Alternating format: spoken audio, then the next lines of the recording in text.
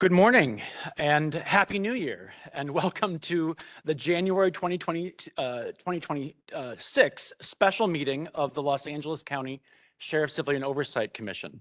I'm Chair Hans Johnson, and I'm calling this meeting to order.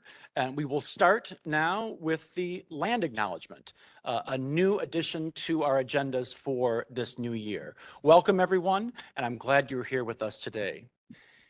In that spirit of welcome, I wanted to acknowledge that the County of Los Angeles recognizes we occupy land originally and still inhabited and cared for by the Tongva, Tataviam, Serrano, Kizh, and Chumash peoples. We honor and pay respect to their elders and descendants, past, present, and emerging, as they continue their stewardship of these lands and waters. We acknowledge that settler colonization resulted in land seizure, disease, subjugation, slavery, relocation, broken promises, genocide, and multi-generational trauma. This acknowledgement demonstrates our responsibility and commitment to truth, healing, and reconciliation, and to elevating the stories, culture, and community of the original inhabitants of Los Angeles County. We are grateful to have the sustaining relationships, the opportunity to live and work on these ancestral lands, and we are dedicated to growing and sustaining relationships with Native peoples and local tribal governments, including, in no particular order, the Fernandeño Tataviam Band of Mission Indians, the Gabrielino Tongva Indians of California Tribal Council, the Gabrielino Tongva San Gabriel Band of Mission Indians, the Gabrielino Band of Mission Indians, the Kizh Nation, Yuhaviatam of San Manuel Nation, the San Fernando Band of Mission Indians, the Coastal Band of Chumash Nation, the Gabrielino Tongva Nation, and the Gabrielino Tongva Tribe. To learn more about the First Peoples of Los Angeles County, please visit the LA County Native American Indian Commission website at lanic.lacounty.gov. Today's agenda, welcome back for this new year of action with our COC. I'm pleased to see that we have a quorum of commissioners with us.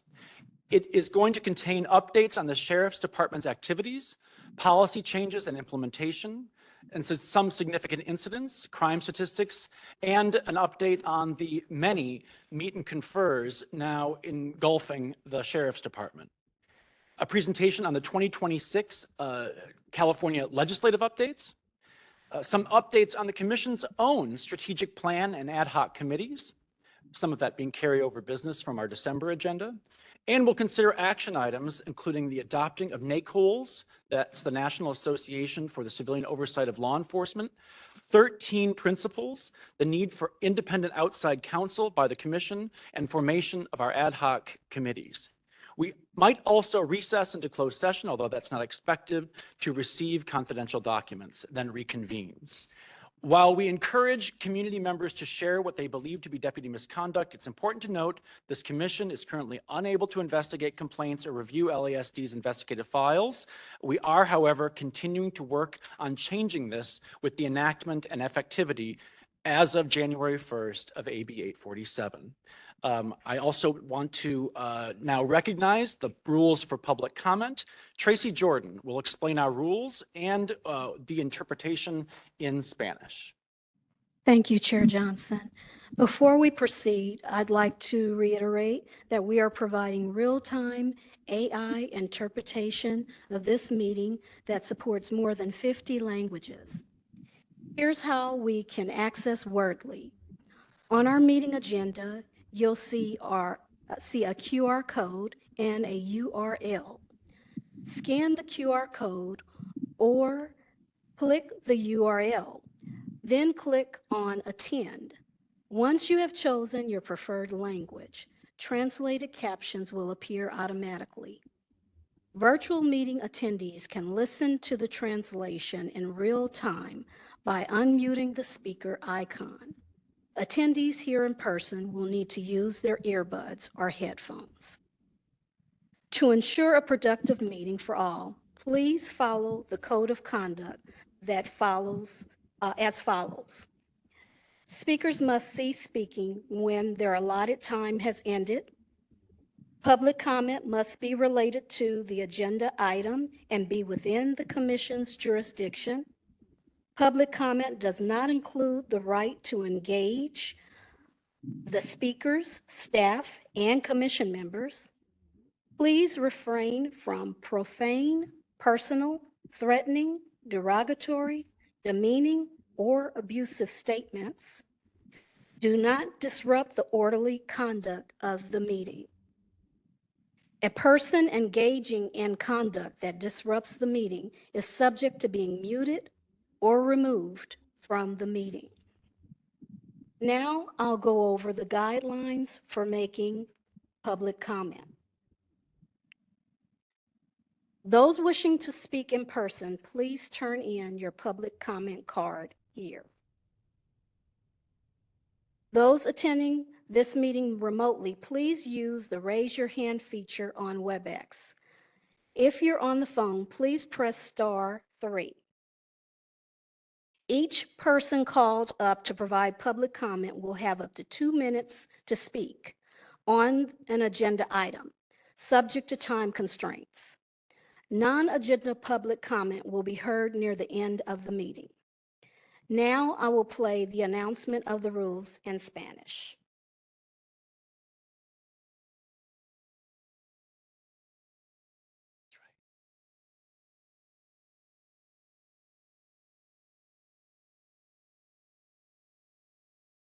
Damos la bienvenida a esta reunión a miembros de la comunidad que hablan español.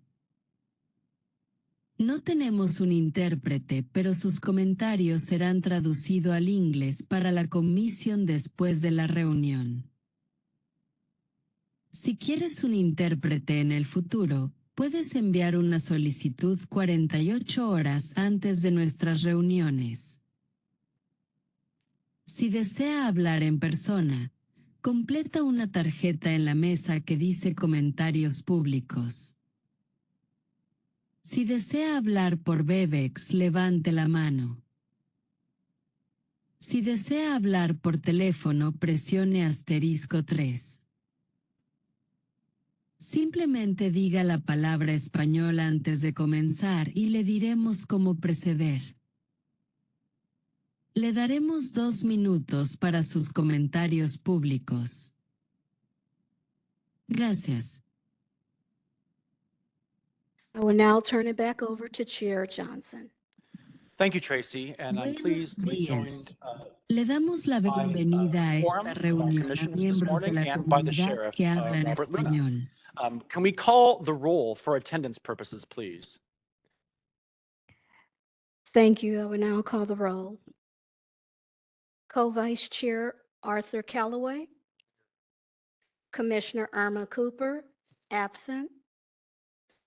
Co-Vice Chair Luis Garcia. Here. Commissioner Patty Giggins. Here. Commissioner Harris, absent.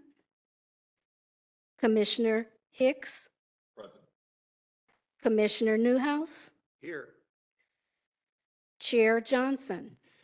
Present. Chair Johnson, we have a quorum. Thank you very much. And I do note for the record that we expect to soon be filling the vacancy on this commission and to have a 9th commissioner joining us, perhaps for the next meeting. The consent calendar consists of the commission's December 18th meeting minutes. Is there a motion to approve the consent calendar? So moved. I see Patty first, and I take that as a second from That's a Commissioner second. Newhouse. Any any discussion on the consent calendar? Seeing none by commissioners, is there any public comment on this item, Tracy?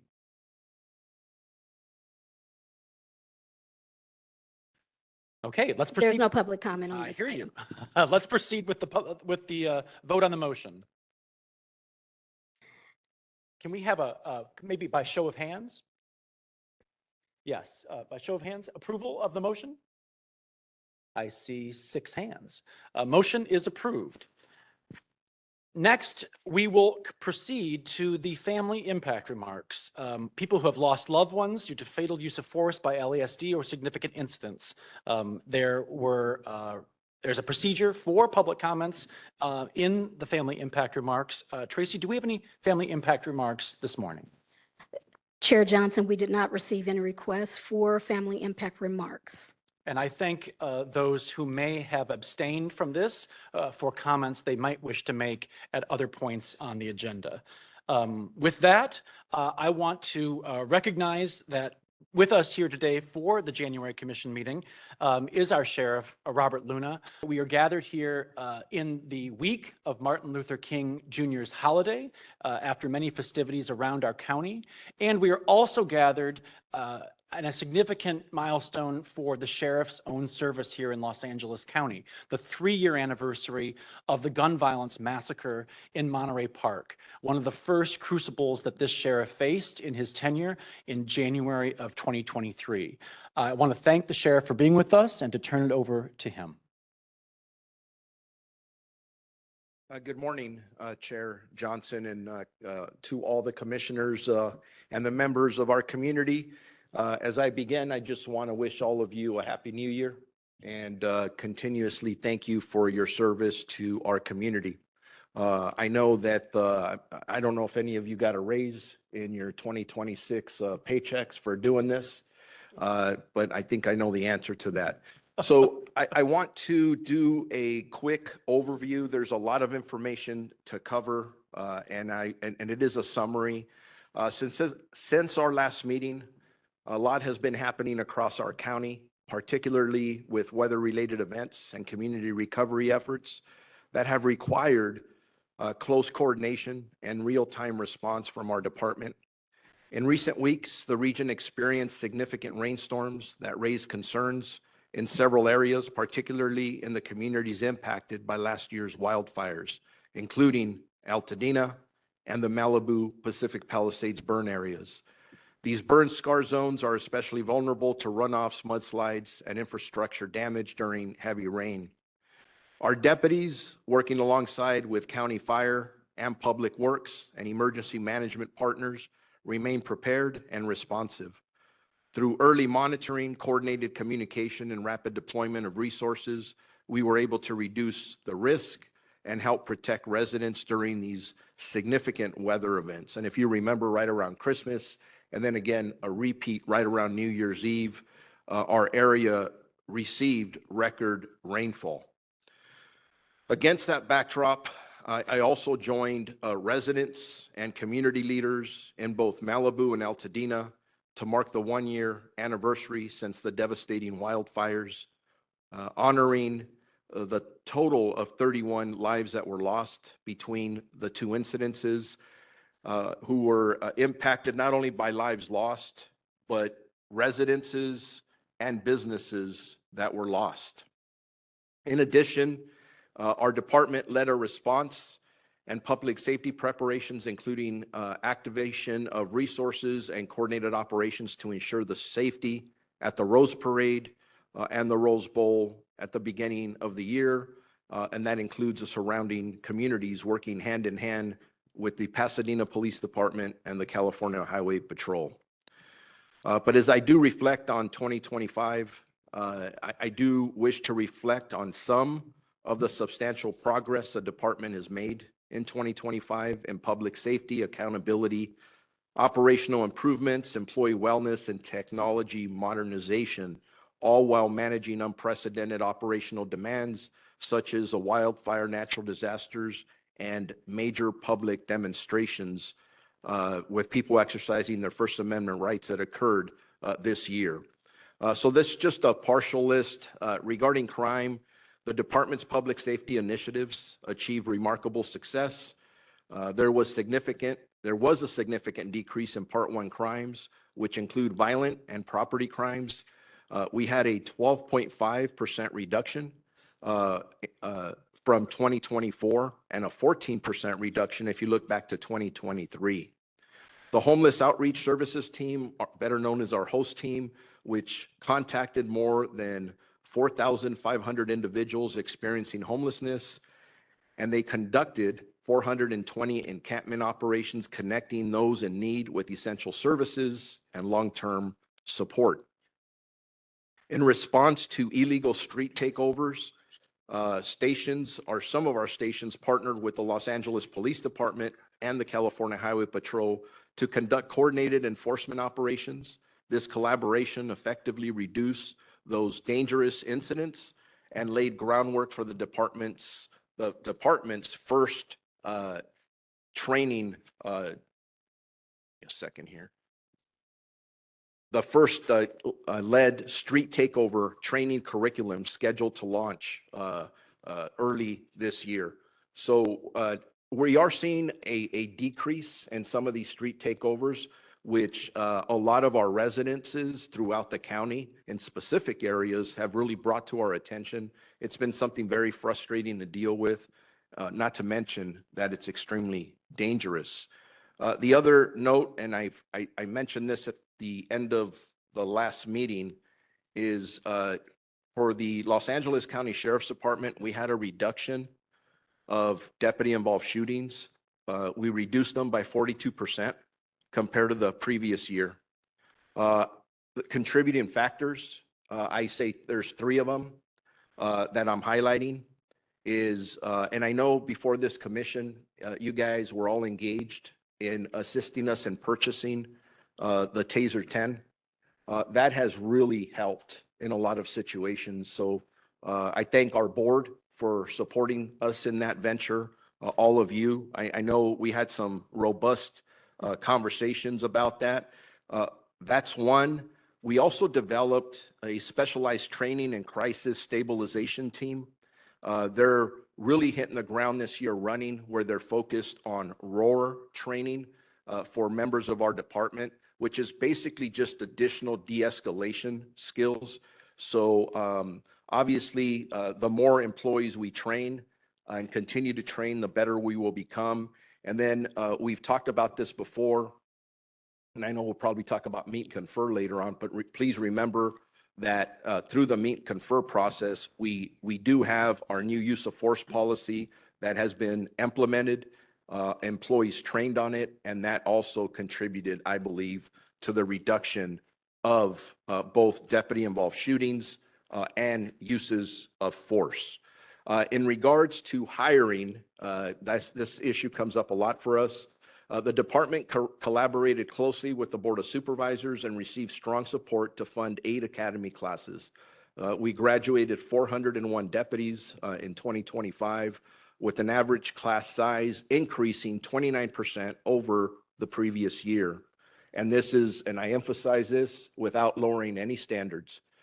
We are working very hard to get the right people recruited, trained, or hired and trained, and then out in the field.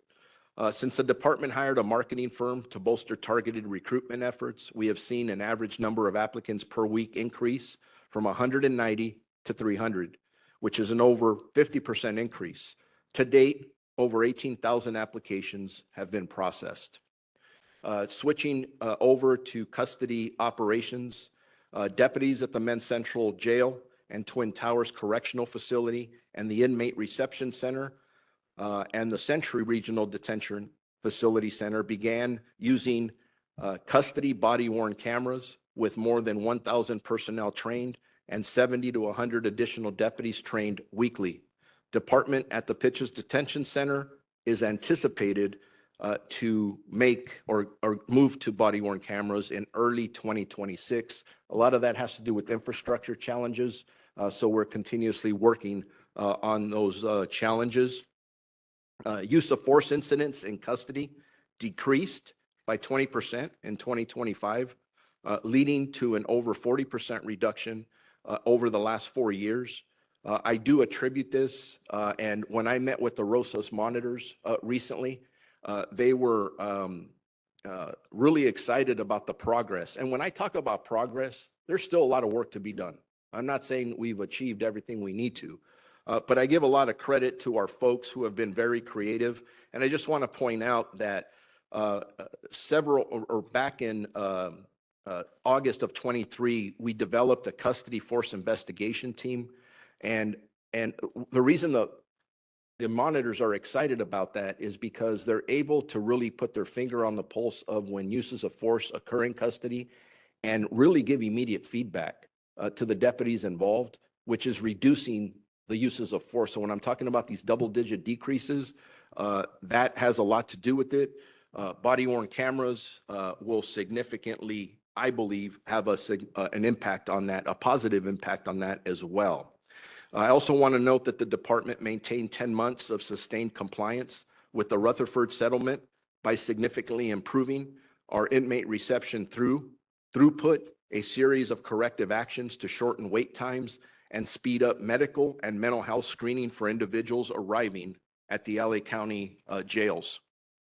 The department continued its progress under the Rosas and Baca case and achieved significant compliance with 42 out of 69. And again, there's a lot of work that still needs to be done. And we're up for it. We have great people there. Furthermore, the forensic inpatient, which we talked about at the last meeting, step-down housing program expanded to 18 housing areas at the Twin Towers Correctional Facility. And during the last graduation on December 16th, the program graduated its highest number of individuals at 114. Technology modernization, the Board of Supervisors has funded, and I really appreciate their support in the initial phase of our new CAD system, computer-aided dispatch system. And the department is further collaborating with the county CEO and the board to fund the next 2 phases, which will result in a centralized state-of-the-art call-taking, dispatch, and training center. Why is that important? One, it makes us more efficient as we're responding to 911 calls. And if you look at our risk factors and lawsuits for the department, call taking, dispatching is at the very top for mistakes that were being made. So these changes will definitely assist in that. And then to conclude, 2025 marked our 175th anniversary of the Los Angeles County Sheriff's Department, which we celebrated. This year brought meaningful progress in crime reduction, accountability, and modernization, but it also tested the department in profound ways. And our employees really stepped up to the plate for our community. We endured the heartbreaking loss of 3 of our arson explosive detailed detectives back on July 18th, but we responded to unprecedented natural wildfire disasters, navigated large-scale demonstrations, and demanded constant readiness, professionalism, and coordination. So I want to conclude just by saying that 2025 was a tough year, but I thought our employees did amazing, and really our community. We all did pretty darn good. Yes, we can find things that we can do better. We always can. And we will continue to progress forward. But I just want to thank our employees for their continued service. They serve with courage, compassion, and integrity. So thank you to each and every single one of them. And I stand ready to answer any questions that you may have. Thank you, Sheriff. Thank you for that extensive rundown. 2025 also featured what Supervisor Janice Hahn has referred to as the federal invasion of Los Angeles County starting in June. And now, especially in light of the ambushes and abductions of American citizens taking place in our country, and in light of the track record of what we experienced here in Los Angeles, and the fact that Supervisor Hahn's own words are now being echoed by the Attorney General of Minnesota and the mayors of both St. Paul and Minneapolis in light of ICE actions in their cities, I wanted to just ask you about concerns by the department over what is being reported in Minnesota and what we know from your own testimony and reports in the press and with our commission at meetings past about people in the chain of command and in your own rank and file of deputies who have experienced personally or with their families the fallout of the racial profiling and the unconstitutional police practices being visited on Angelenos and now other Americans by this administration. And I wanted to ask you about how the department is dealing with that fallout and the impact on your own staff, your own badge wearers, whether on duty or off, as in the case that Minnesota police chiefs are now reporting, of ICE agents targeting them and acting in unconstitutional ways. Yes, sir. Chair Chair Johnson, as you and I have spoken before, and I think I've spoken publicly on many occasions to our community, this is very difficult for local law enforcement. Difficult for me personally. I come from my immigrant roots. They're clearly stated. I put that out there before. I do want to make it clear before I make a statement, and I repeat it over and over, that the Los Angeles County Sheriff's Department does not participate in civil immigration enforcement.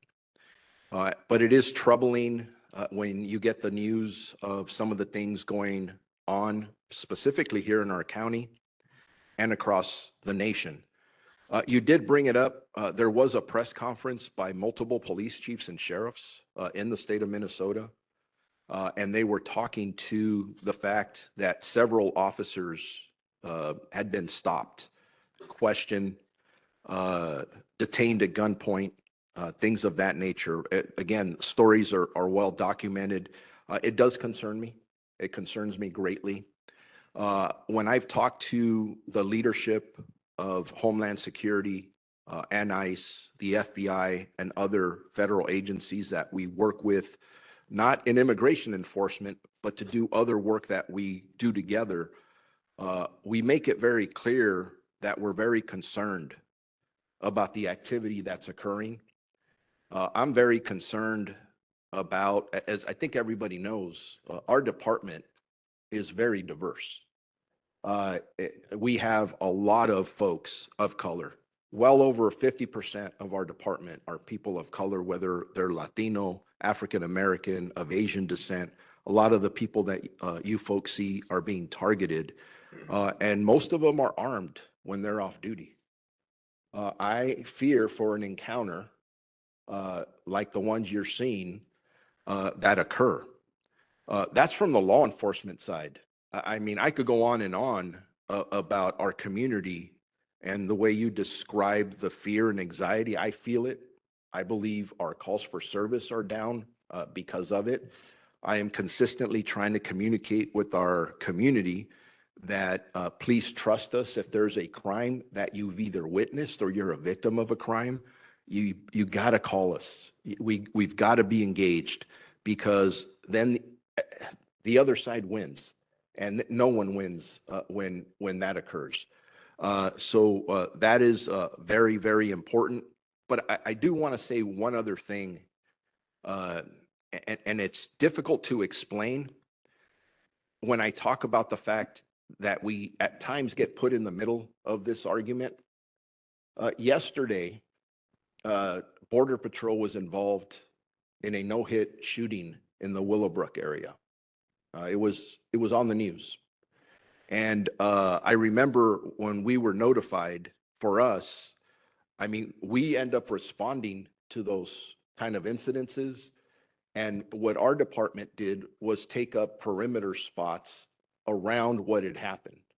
And it is for the safety of everybody involved, specifically our community. There was a crowd that gathered.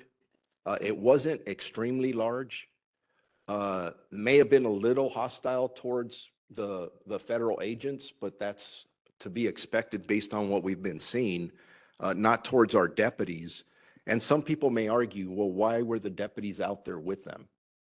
And I just want to tell you that going all the way back to the summer in June and July, the federal government used the excuse that both our department and the LA Police Department were not assisting them when they would call for help, since we're going to call them the Marines. So I would rather have us out there on an outer perimeter. Not my first choice. You wish none of this is happening, but our community could at least look at our people, and if they have a complaint, they know what process to follow, which includes all of you, where they're filing complaints against the federal government right now, and no one knows what's happening. So from an accountability perspective, I think there's a huge difference. Some can argue there isn't, but I believe there is. So sorry for the long answer, but it is an issue that is very important to our community that I don't see getting better anytime soon, specifically when you start looking at the statistics of how much money is going into those federal agencies, how much they're recruiting, and how many people they're pumping out into our communities. So we've got to stay vigilant and yeah, I'll end my comments there.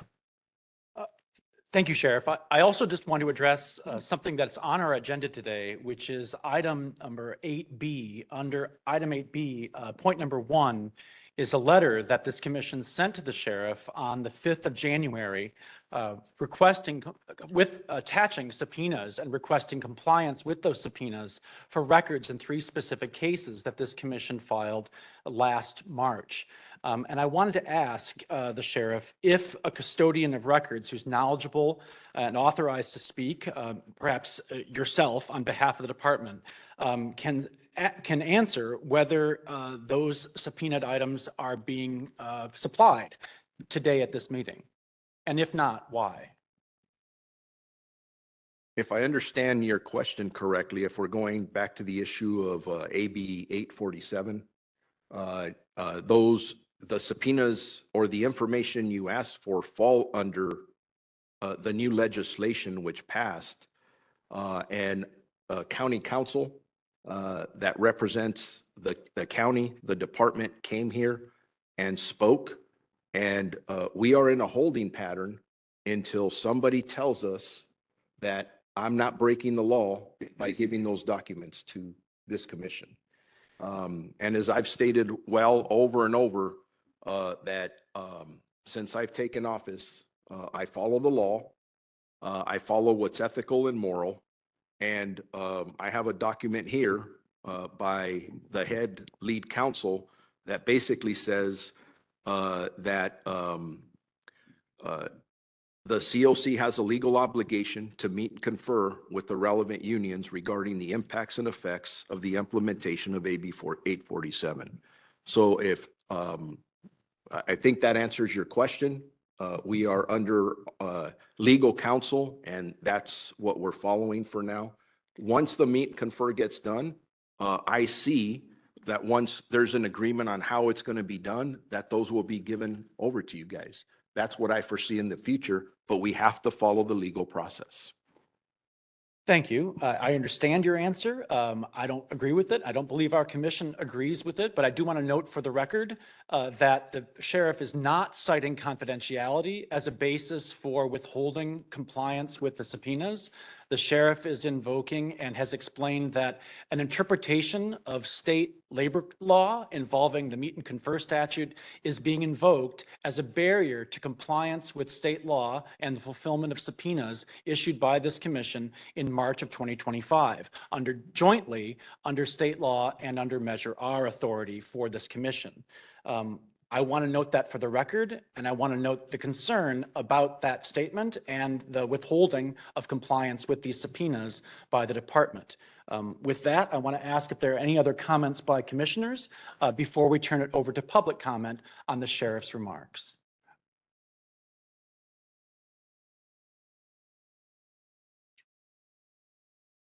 Commissioner Newhouse. Thank you. I assume this is on. Sheriff, again, we thank you for your service. And by the way, the 2 parallel statistics that you have told us about, the continuing reduction in crime, and of course, a dramatic reduction in the officer-involved shootings is a commendable achievement for you. And sorry, not on? No, it's on closer.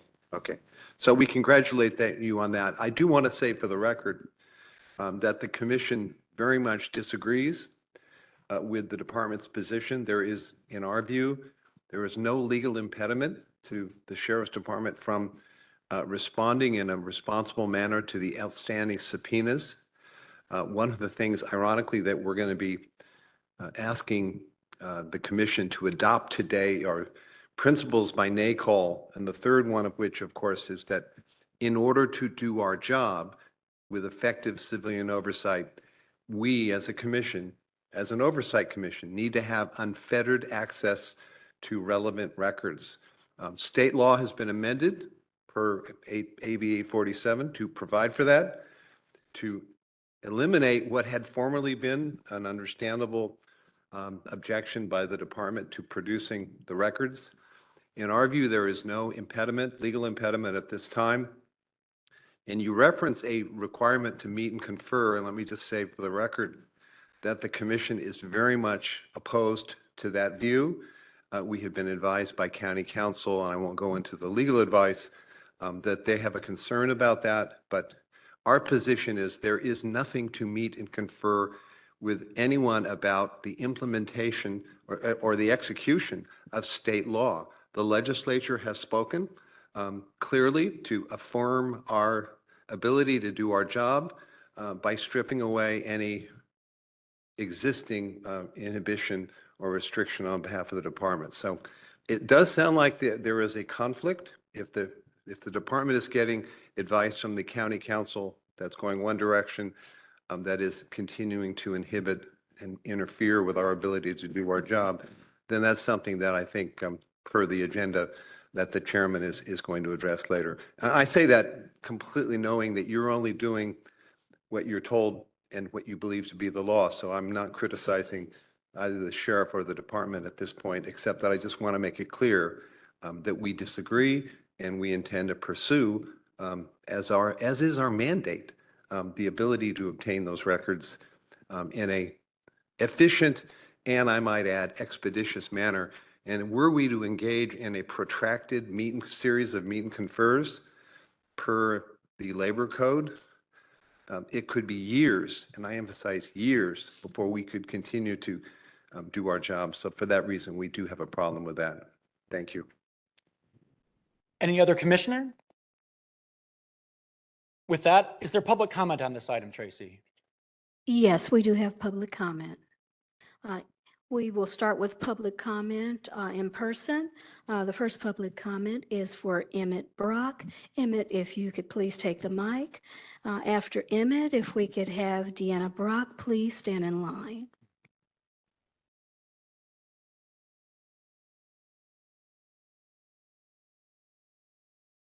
Good morning, everyone. Good morning, Sheriff Luna.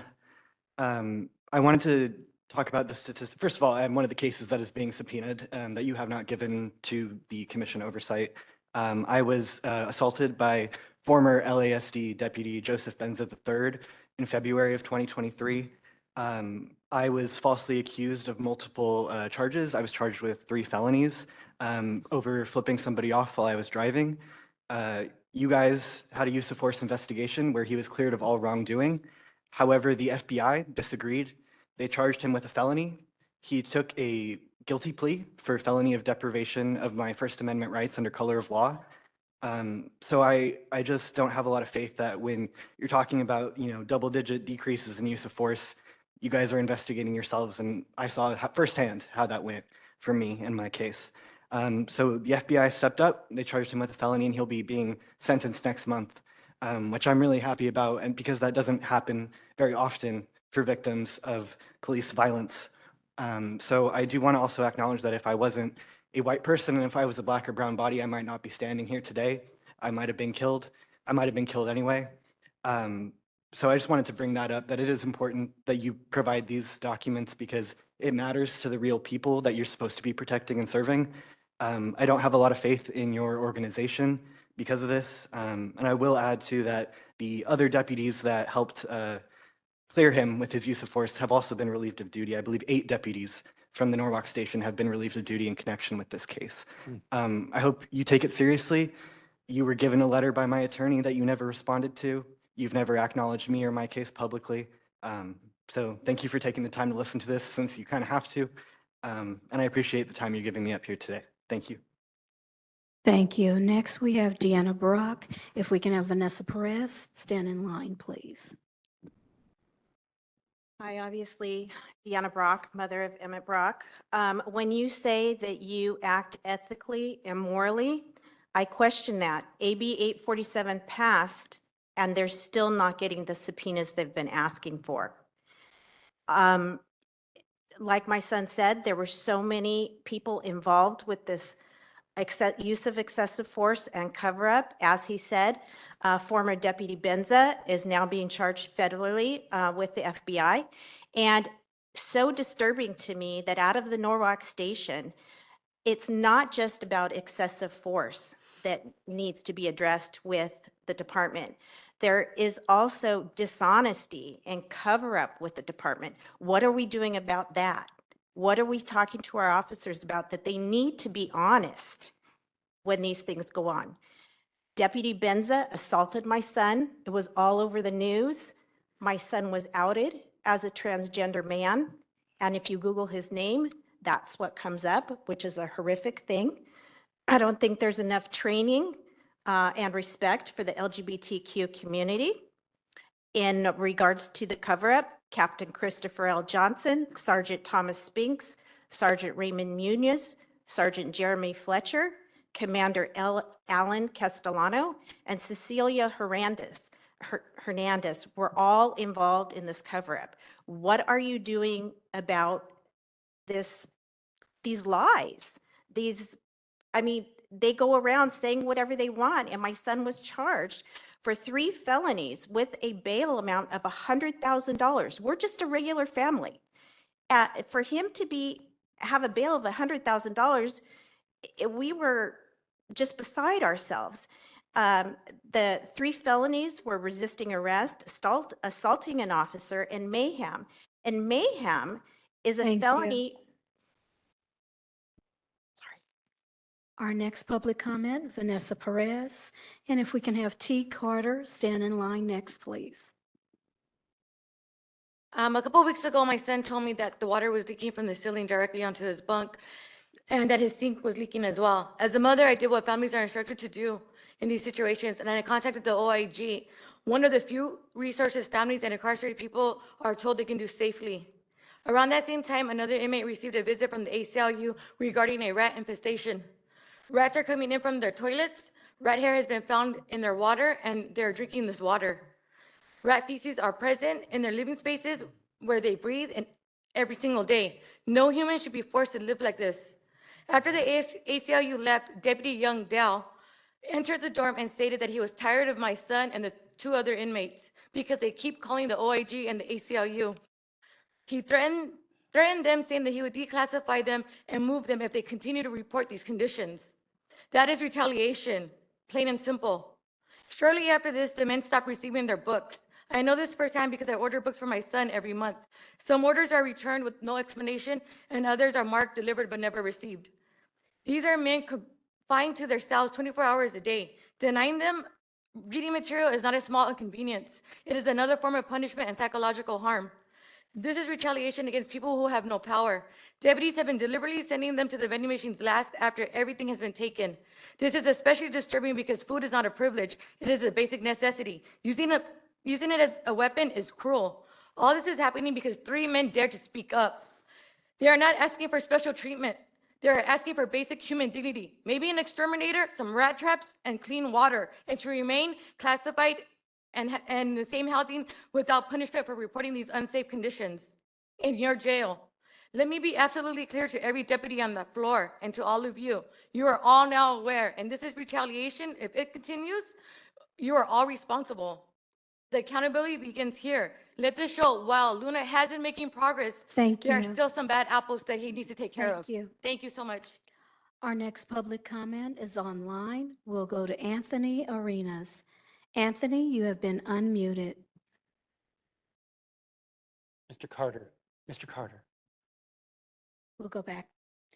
Can you hear me? Anthony Arenas, Are you able to hear me? Yes. we can hear you. Okay. So my name is Anthony Arenas from the Justice LA Coalition and Dignity Empower Now.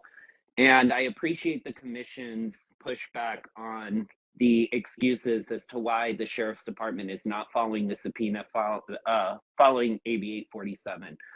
And for me, in order to better understand the extent of this use of force issue, the extent of the resistance to following AB 847, we need to ask the commission, I want to ask the commission to see clear and specific data from the sheriff's department on all 45 active meet and confers that the sheriff department is currently engaged in, the data each negotiation began, the subject of each negotiation, and the current status of each negotiation. I'll repeat it for the commissioners in case you want to make this request.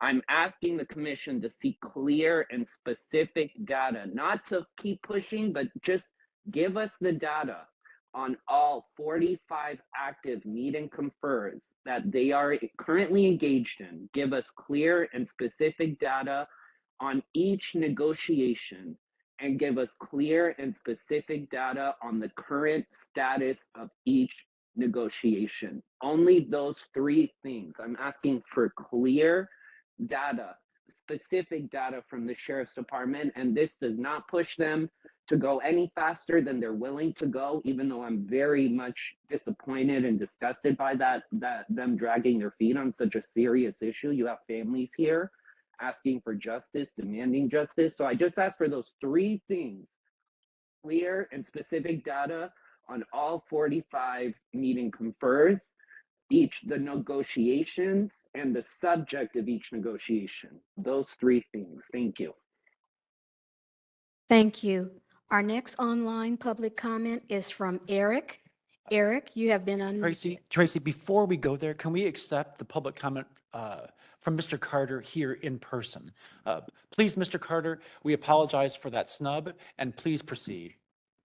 Hi, I'm here in regards having the same feeling the way you feel about the sheriff himself. I also feel about this panel. I reported incidents from October of 2024. I presented documents for my matter to be put on the agenda, and I noticed that you continuously, biasly, not address my matters. Last time I was here, you stated and asked a captain, were officers still going to be listed as a sheriff deputy because there was an investigation going on, and you were concerned about that. When I asked you and informed this panel over 2 years ago that at LA County Jail, I was listed as schizophrenic and I'm not, and the nurse is still working there. I asked you guys to send this over to the sheriff. You guys told me you couldn't do that. So I find that when you ask the sheriff deputy certain questions so stern, you're asking about illegal immigration. There's families here that went through actually hardships. What about that? Why you have the sheriff here? Why can't you ask about my matter? You're asking about things that he really has no oversight totally of. That's federal.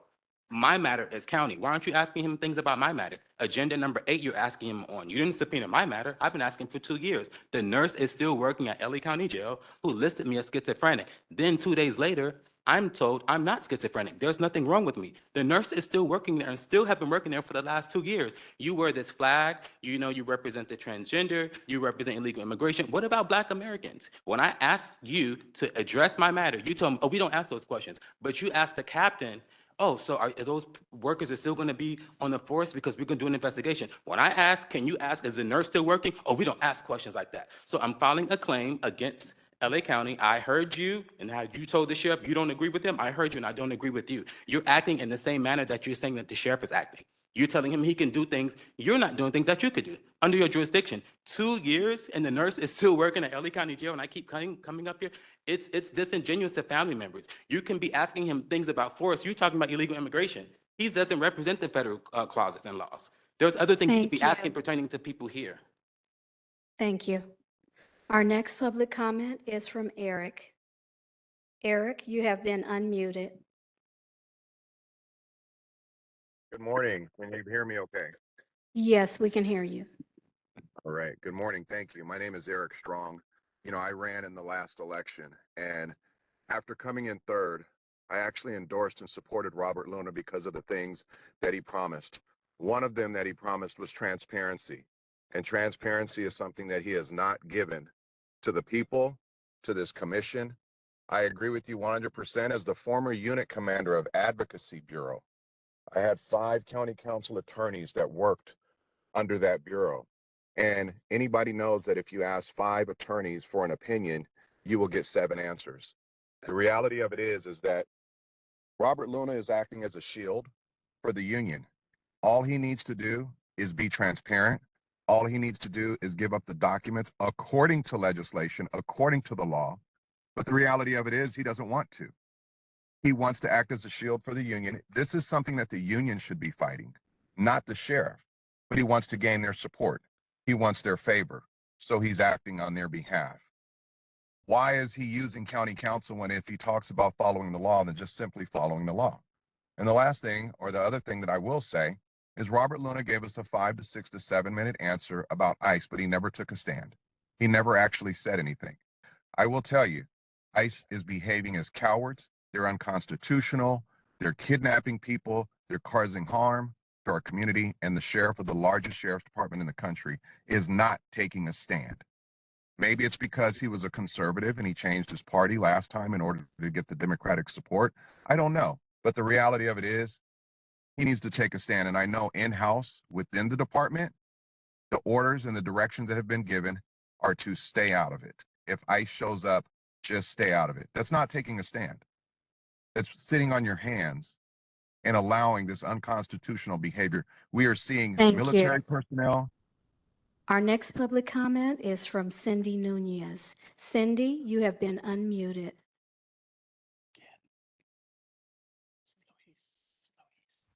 Hello? Cindy? Yes, we can hear you. Hello.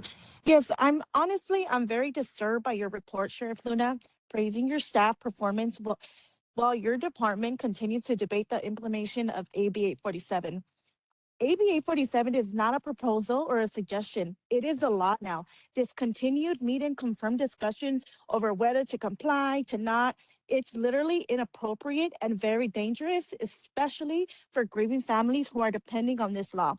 While your report portrays your department as doing a good job, oh, you're so proud of your staff. Families like mine, myself, we're experiencing silence, obstruction of justice, and the conduct that feels harassing rather than supportive from your department. I must ask you plainly, where's the transparency for my brother, Francisco Nunez? Why don't you address every single victim that has died in hands of your department and your deputies? Address us. Show us what transparency is by starting with us. You give nobody answers. And just like other people say, you are delaying AB 847, and that is already the law. That's what we're waiting on. That's what we're depending on. It's your transparency. Why don't you say our name, say my brother's name, say Francisco Nunez. You've promised me that you were going to respond to me and you would look into the harassment, and you have done nothing about it. Thank you. Thank you. Our next public comment is from Julie Martinez. Julie, you have been unmuted. The commission. Julie? Can you hear me? Can you hear me? Yes, we can hear you. Okay, thank you for the opportunity to address the community, and thank you for the opportunity to be able to have a sheriff here to listen to the community. What I noticed from your remarks and your statement, Sheriff Luna, was the absence of AB 847 and also immigration and also deputy gangs. Thank you to the commission for bringing up these issues. You, as a leader, ran on a stance that you would protect the community from ICE overreach. Your voice is needed nationwide. You are the head of the largest sheriff department in the United States. It's time for you to step up and speak against ICE. When we see sheriffs out in the street, it looks like you're protecting ICE, not protecting the community. The other issue I'd like to bring up is you recently had a press release on a barista in a coffee shop who drew a farm animal of one of your sheriffs. It was a clutch my pearls moment. It went across the internet, all of news media. We as a community are shocked. Why aren't you taking photos of deputy sheriff gang tattoos? How offensive is it for community members to go to deputy sheriff stations and actually view these, not tattoos, but these logos, such as the Banditos and all the other ones that represent white supremacy, Nazism? If you were offended by a First Amendment right of a barista to draw a farm animal about one sheriff, why are you not offended for the entire community to know that our taxpayer dollars are being funded deputy sheriff gang? You have continually failed to continually address and root out your deputy sheriff gangs. Members, they have gotten crafty and clever. They are hiding, and they are maybe possibly not being as vocal as they were. Nevertheless, they are Thank still you. there. Thank you. Our next public comment is from Yusef Miller. Yusef, you have been unmuted.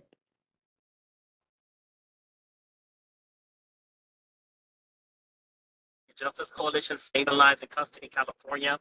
And first, I want to say bravo to the Brock family for getting some accountability and on your accountability track. And along with the other families that are there, I want to say that with the gentleman who spoke about the medical neglect that he had, if the county would accept a oversight of medical at the same time for the COC, then it would fall under the purview, and then you could take care of all of your citizens who are impacted by any system within the jails.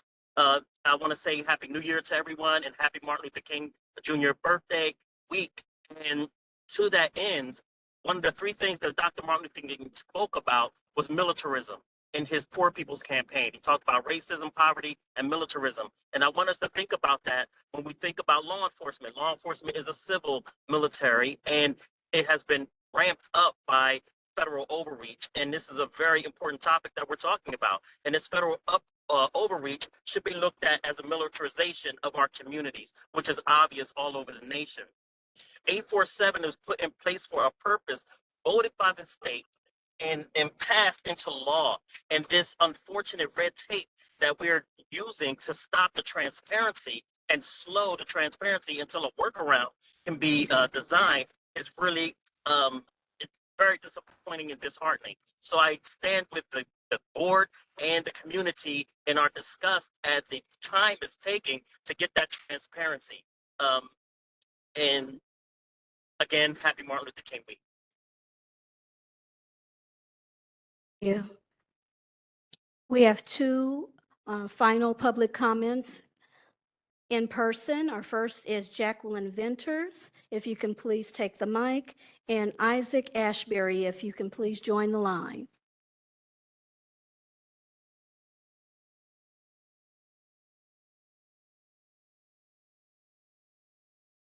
Good morning and Happy New Year's to everybody.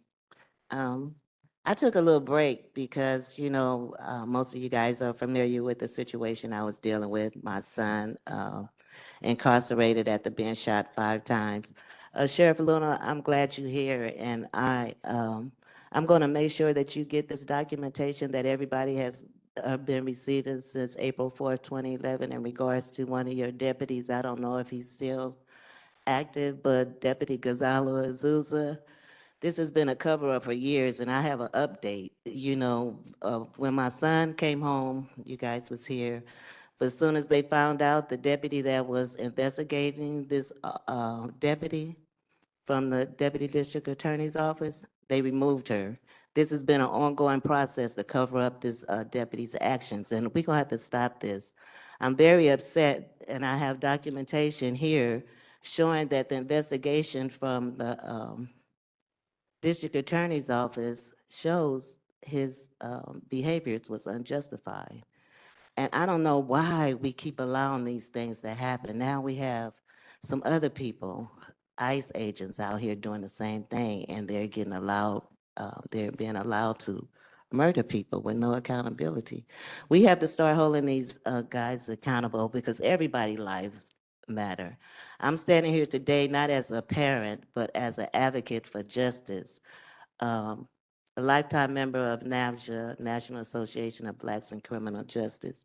And it's hurtful because today I'm not just fighting for Tanel. This deputy shot 4 people in 7 months, 2 in the back. One was a minor on his knees with his hands up, and the other one was killed.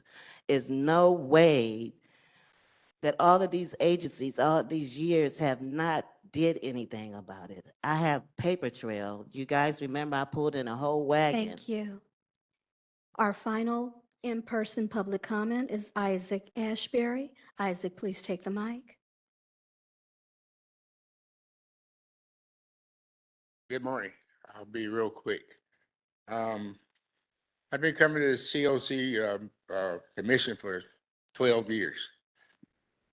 But what I want to do today, I want to present documentation on every deputy sheriff that's been sentenced to federal prison at one time or another. And I want to make sure each and every one on the commission gets a copy of it. And that's the end of my statement. Thank you.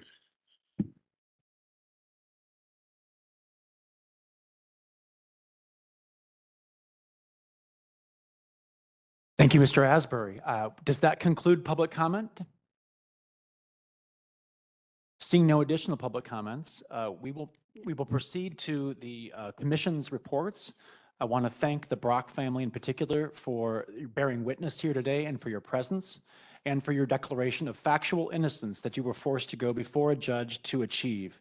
Thank you again for your presence here today and for bearing witness. I also want to thank all the other speakers who are here with us, especially those like Jackie Venters who have borne witness to the killing of Keith Porter here in Los Angeles County on New Year's Eve, another act of violence involving federal law enforcement in our city. While that is not technically in the jurisdiction of LASD, it is a case we are watching.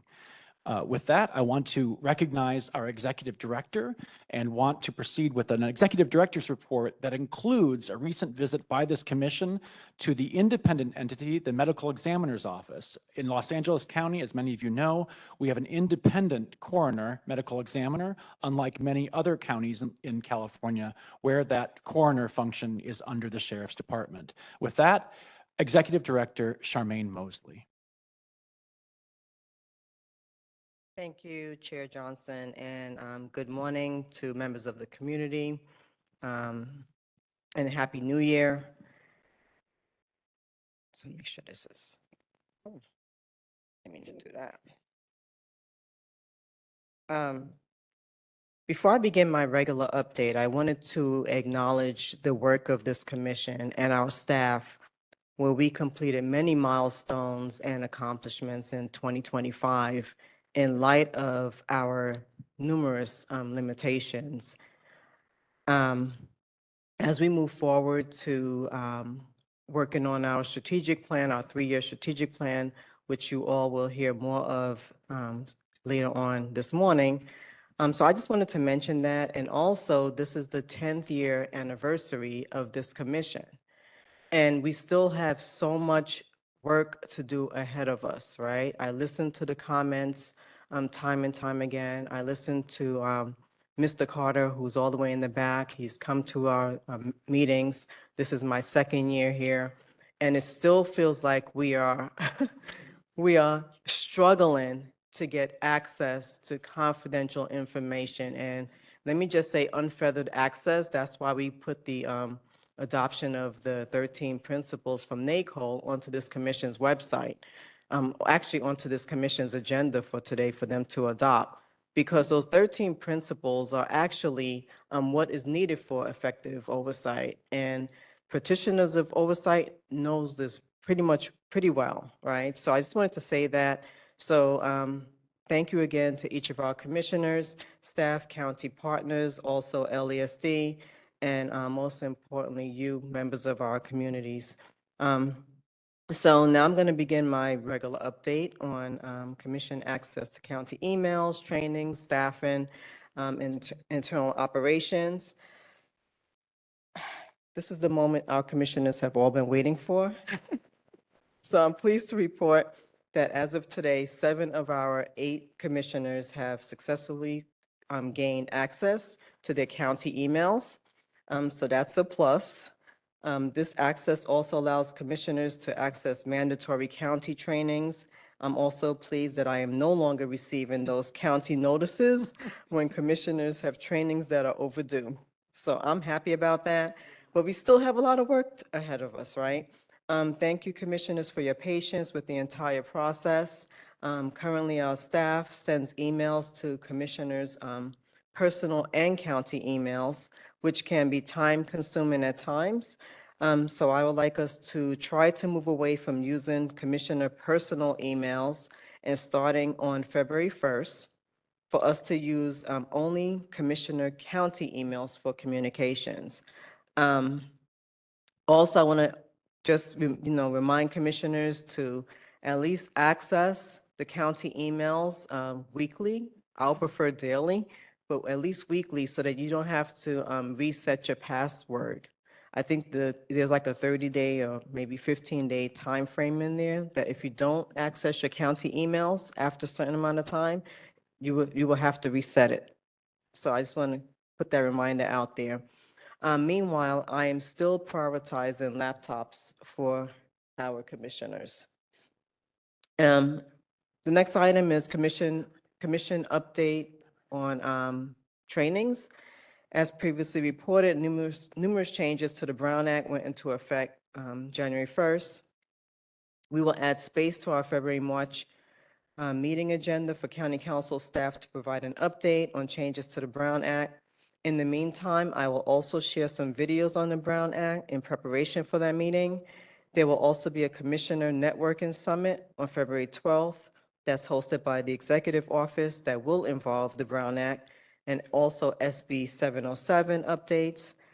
There's also going to be roundtable discussions, onboarding, chairing a commission, consolidated mandatory training, and more.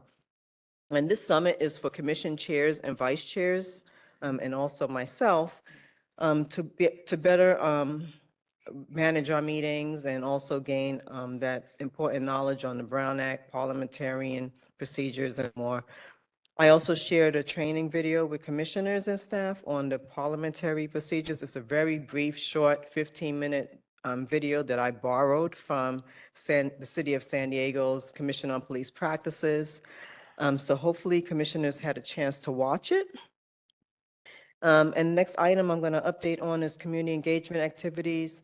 As for our community engagement activities, we released a one-page numbers at a glance that shows our activities for 2025. We will discuss the numbers more during today's discussion on goal number 3 of our strategic plan. And since our last meeting, commission staff attended several CACs in Whittier, Lakewood, Industry, and Palmdale. Vice Chair Callaway attended the CAC with our community specialist, Mr. Flores, in Palmdale. And Deputy Ochoa and I, along with Commissioners Newhouse, Callaway, and Harris, who's not here today, visited the medical examiner's office and met with Dr. Ukpo. Very informative session with him, so I'm happy he was able to accommodate us.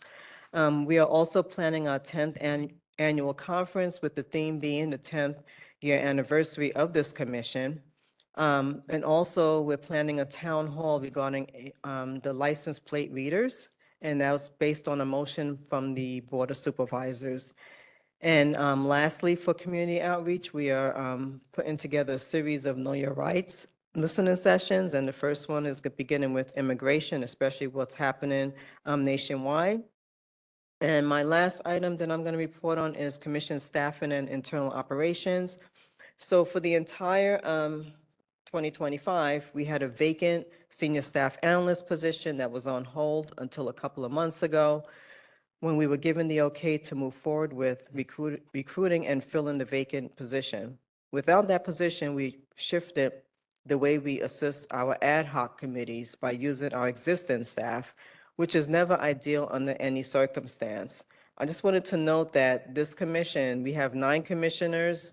We have a very small staff to be able to manage the work of the commission, and the county is rather large.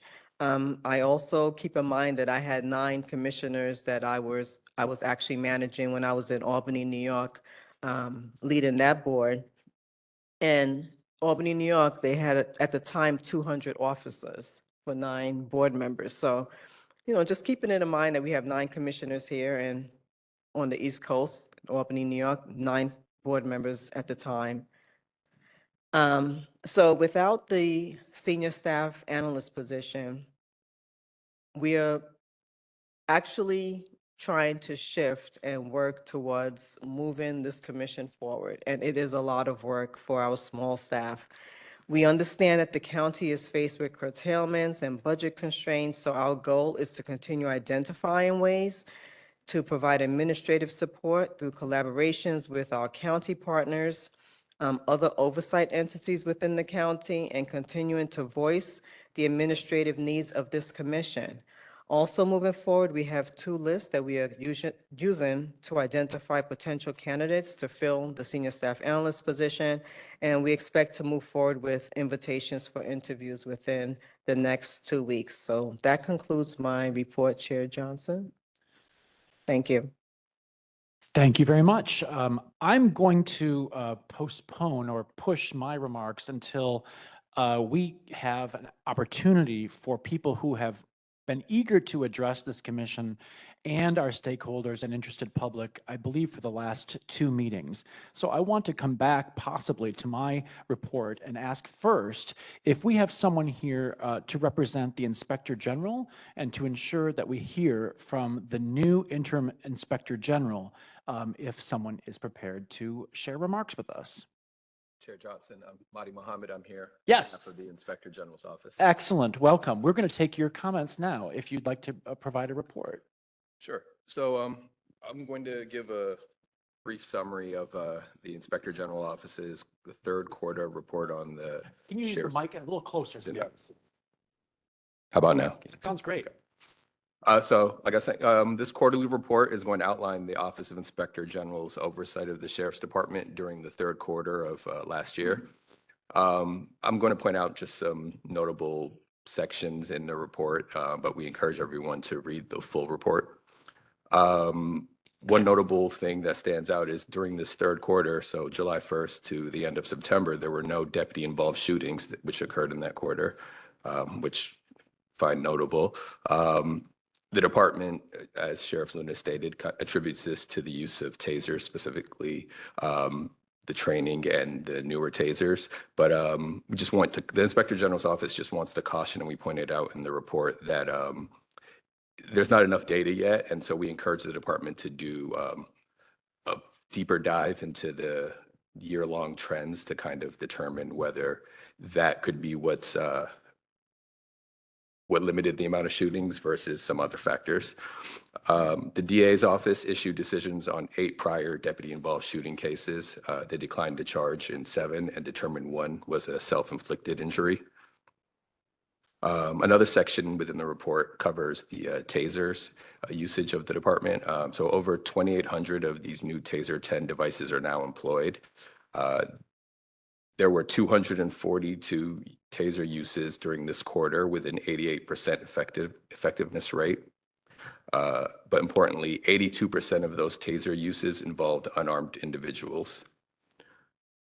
Another section goes into an analysis on the department's eyewitness identification policy. We analyzed it and found that there are some deficiencies in the policy, which we pointed out in the report, and made recommendations as to how the department can strengthen it to comply with state law. There's a special section in the report about the custody division and Rosa's compliance. It specifically details a serious custody incident involving unreported uses of force and false statements by staff. And there's some other sections within the report, like I said, which I would request that everyone read it. But I'll leave it at that for now. Thank you. And we look forward to having the interim IG here with us on any future occasion or representative of the office. It's great to have you with us here. Thank you. With that report, I want to also ask, is there anyone here from the Civil Brand Commission, another sibling entity that has been eager to be with us and to have their voice heard before this commission? Is there anyone from Civil Brand? We do not have a representative from the Civil Brand Commission today. They did note that they would like to have been here.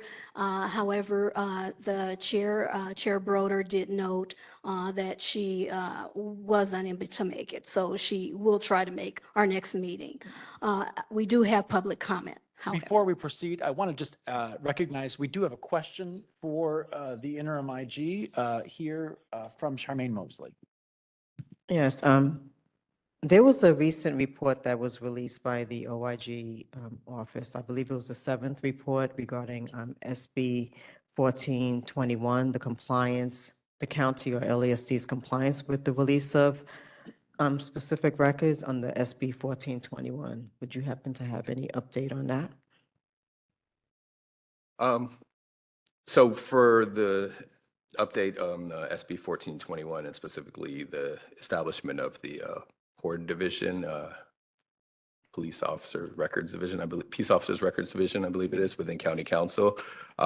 We reported that there was no change in terms of the amount of people hired. It's the position of county council that until they're fully staffed, they won't assume all duties of handling PRA requests. But in the meantime, they are assisting the departments, both probation and sheriffs, and providing training. But at this time, the staff required have not been hired. So can I ask a follow-up? So maybe my next question is going to be, are they releasing, I guess the staff that are currently present, are they releasing any type of records? Are they assisting with releasing records, those individuals that are hired, and how many have been hired? Yes, they are. They are helping with redacting and advising the departments on what should and can be released. As far as how many have been hired, I don't have that report in front of me, but the numbers are in the report. Okay. Thank you. All right. With that on the record, I just want to proceed briefly to a report from the chair, noting that in the agenda today is our January 5th letter to the sheriff, which was a cover letter with the 3 subpoenas for information not provided to this commission to fulfill our obligation to provide genuine and comprehensive factual oversight for Los Angeles County. Those involve the cases of Emmett Brock, of Andres Guardado, and Joseph Perez. That letter is in the agenda, and we urge you to read it, especially the point on page 2, noting that there is no legal requirement to meet and confer regarding a self-executing state law that is stated in the law itself that establishes meet and confer from 1969.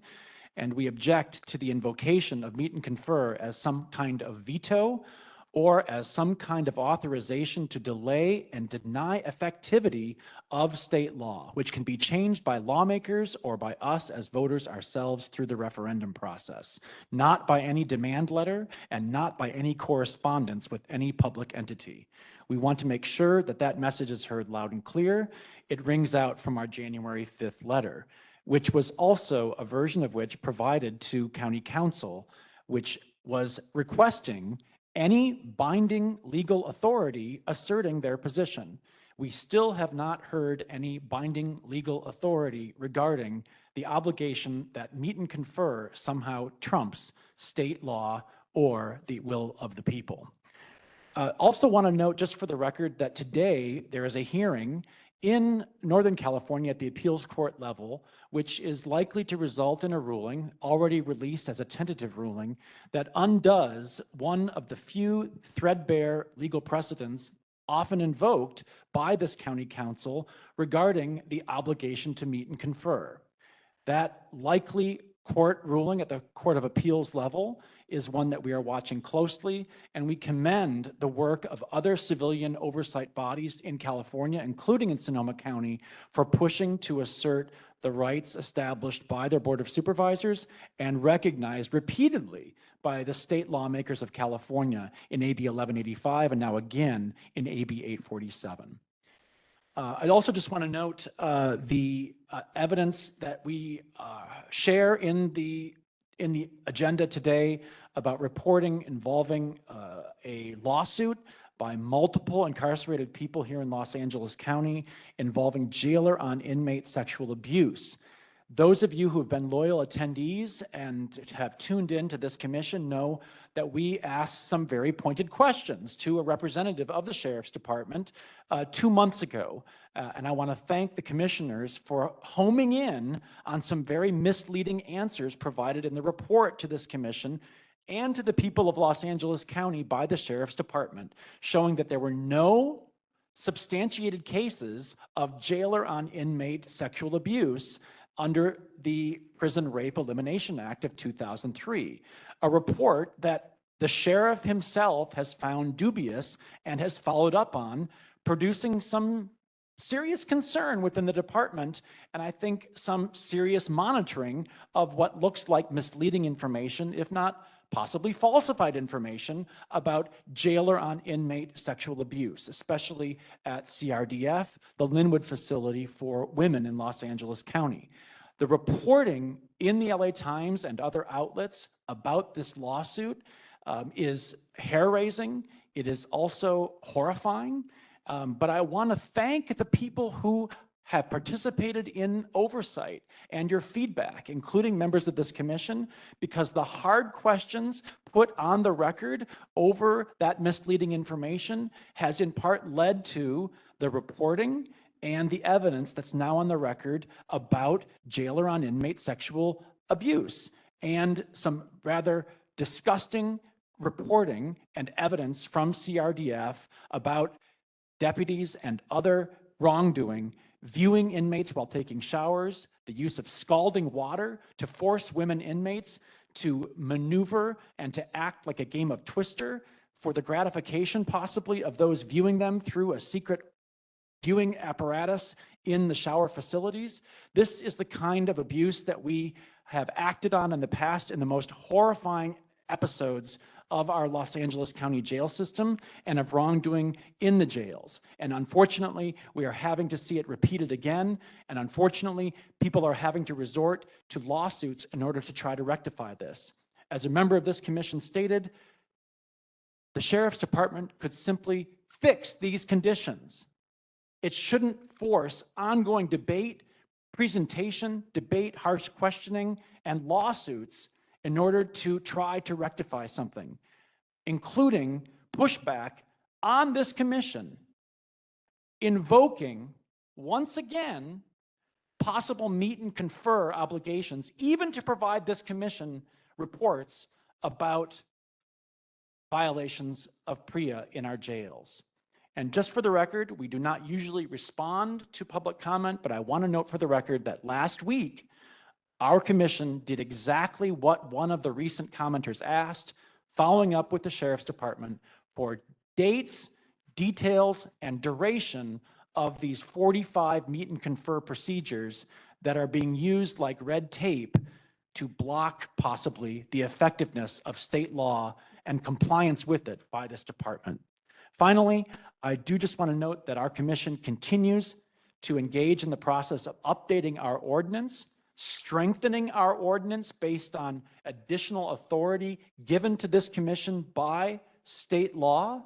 And we are in the process of trying to effectuate that process with the Board of Supervisors to strengthen our basis for serving the people of Los Angeles under the ordinance. Personally, that was one of my primary goals in taking this role as chair, a role that the sheriff kindly recognized earlier in our proceedings today is unpaid and is a volunteer position, which we ordinarily have to reckon with and have to do ongoing debate, ongoing back and forth with full-time, well-paid attorneys and many other staff people. I want to note and thank the fellow commissioners for their volunteer service. And I also want to thank those on county council who have been working with us on the effectuation of our updated and strengthened ordinance for operation. Finally, before moving on, it does behoove me to note a very important federal ruling yesterday, and that is a federal ruling barring a sister law enforcement agency. Yes, LAPD is not under our purview, not under our jurisdiction, but a federal judge yesterday, in essence, ruled out the use of 40mm weapons for crowd dispersal that have also been used recently against journalists.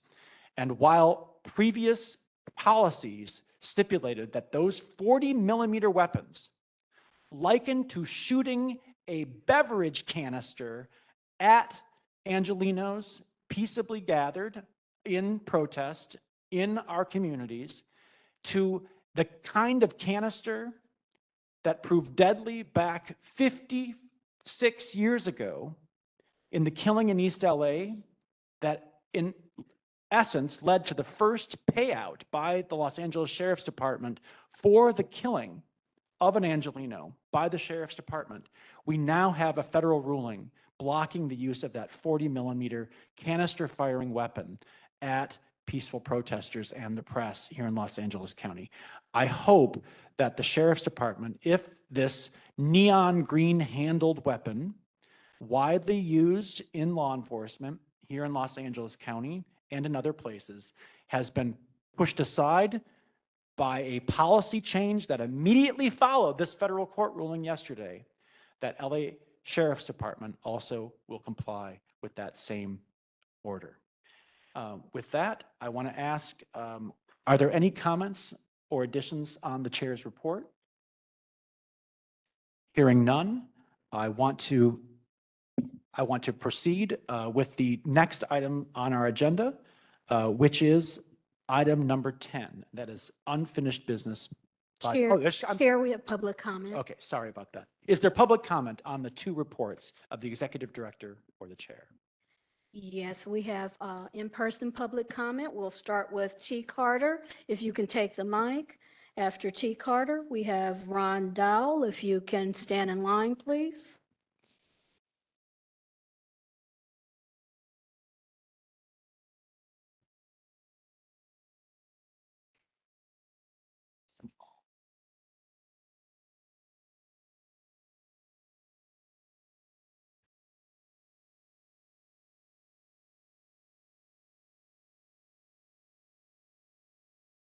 Do I begin now?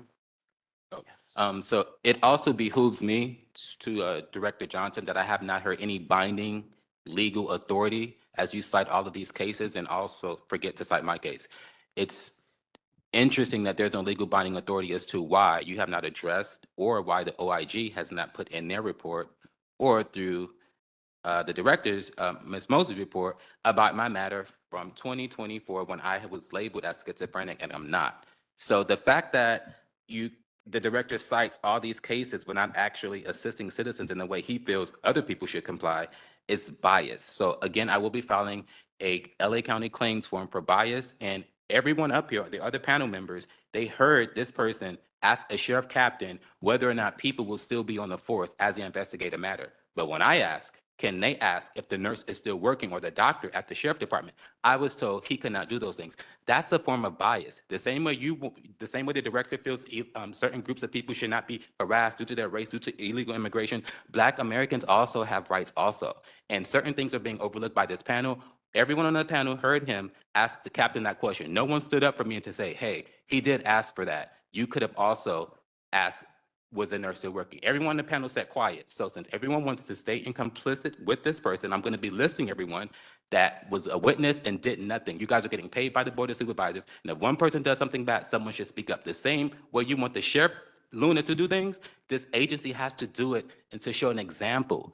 The documents you keep saying, Luna's not providing. I provided you guys a copy of all the medical records. So what's the excuse? One excuse, we don't get the documents. They're not giving it to us. I provided over 20 copies to the panel about my situation that I went and got the documents. So it's not even about the sheriff right now. Your division have not sent one documentation to the sheriff regarding my matter after all the times I've come up here. And it goes to show that there's a lot of picking and choosing going on, and it's biasness from Director Johnson, or whatever your title is. So a county claim form will be filed. Thank you, Mr. Carter. Next, we have Ron Dowell, and if we can have Isaac Ashbury stand in line next. And then Vanessa, please take the line.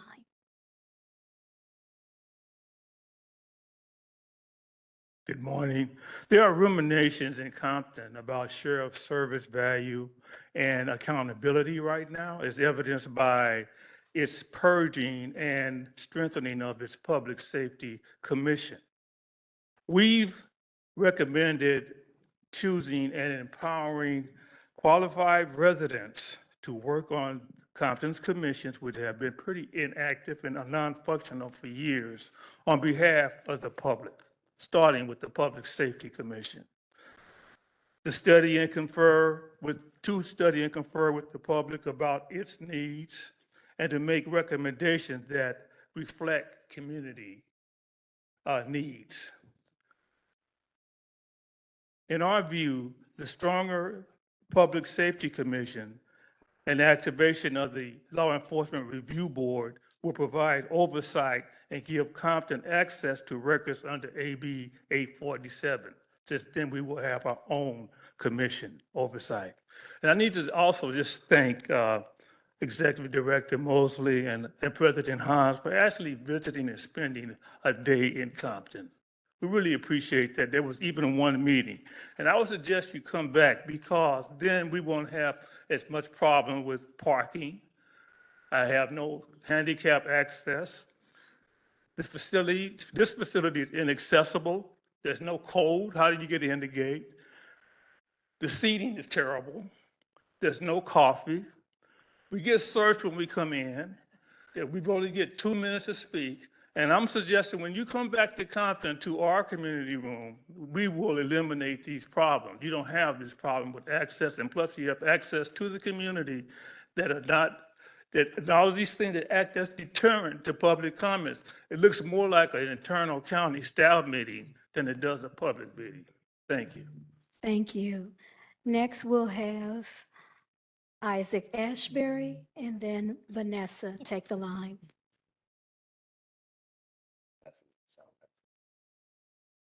Okay, is it 2 minutes? Okay, yes. All right, I'll be quick.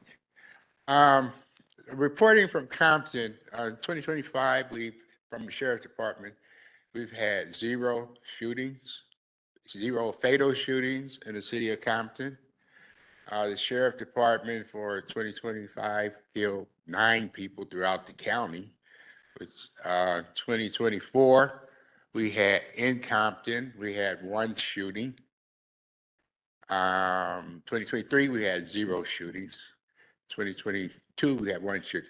But what I'm here to say, what I use in the city of Compton with dealing with young people or teenagers, I use this book called The Way to Happiness. It's not my book, but this is what I use for young people not to do fatal shootings. But what I want to present here today is I want to present District Attorney's reports on Samuel Herrera, Ryan Twyman, Andre Guardado, Danielle Thompson. And these reports I'm going to submit and hope that the commission as a whole gets a look at these reports, not just the ones that's dealing with gang units. So when I come back next month, you'll have something to have a comment on these deputy gangs. Deputy gangs been around since they killed Avery Cody in 2009 in Compton. So what we don't have in the city of Compton is communications from the captain, okay? So we need the captain to get out, to come to the community meetings, and then we're gonna have a candidates sheriff forum in February. No, March, we're gonna have a candidates forum. So I'm gonna submit these documentations for your review. So when I come back next month, I don't have to pile in all these documents for you to review. And thank you very much. Thank you. Our next public comment is from Vanessa. Vanessa, please take the mic, please. Yeah, just real quick again about the rats, if they could be taken care of in the MCJ, that'd be appreciated. Thank you.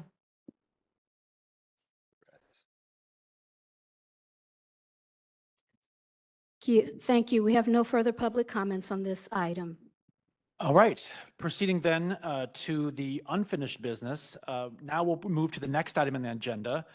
In January 2024, the commission adopted its first strategic plan, which runs from 2024 to the end of this year, 2026.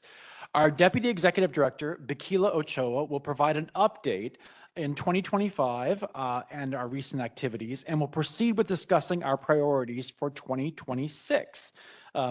We are very glad to have Dr. Ochoa with us and the considerable amount of expertise on policy and in relation with other entities providing oversight or channels of accountability in Los Angeles County.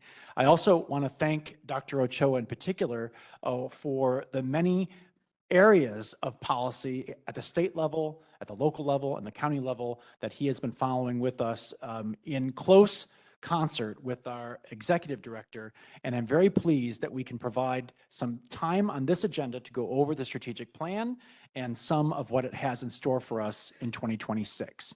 Dr. Ochoa, welcome back, and thank you for this presentation. Thank you, Chair Johnson. I appreciate it.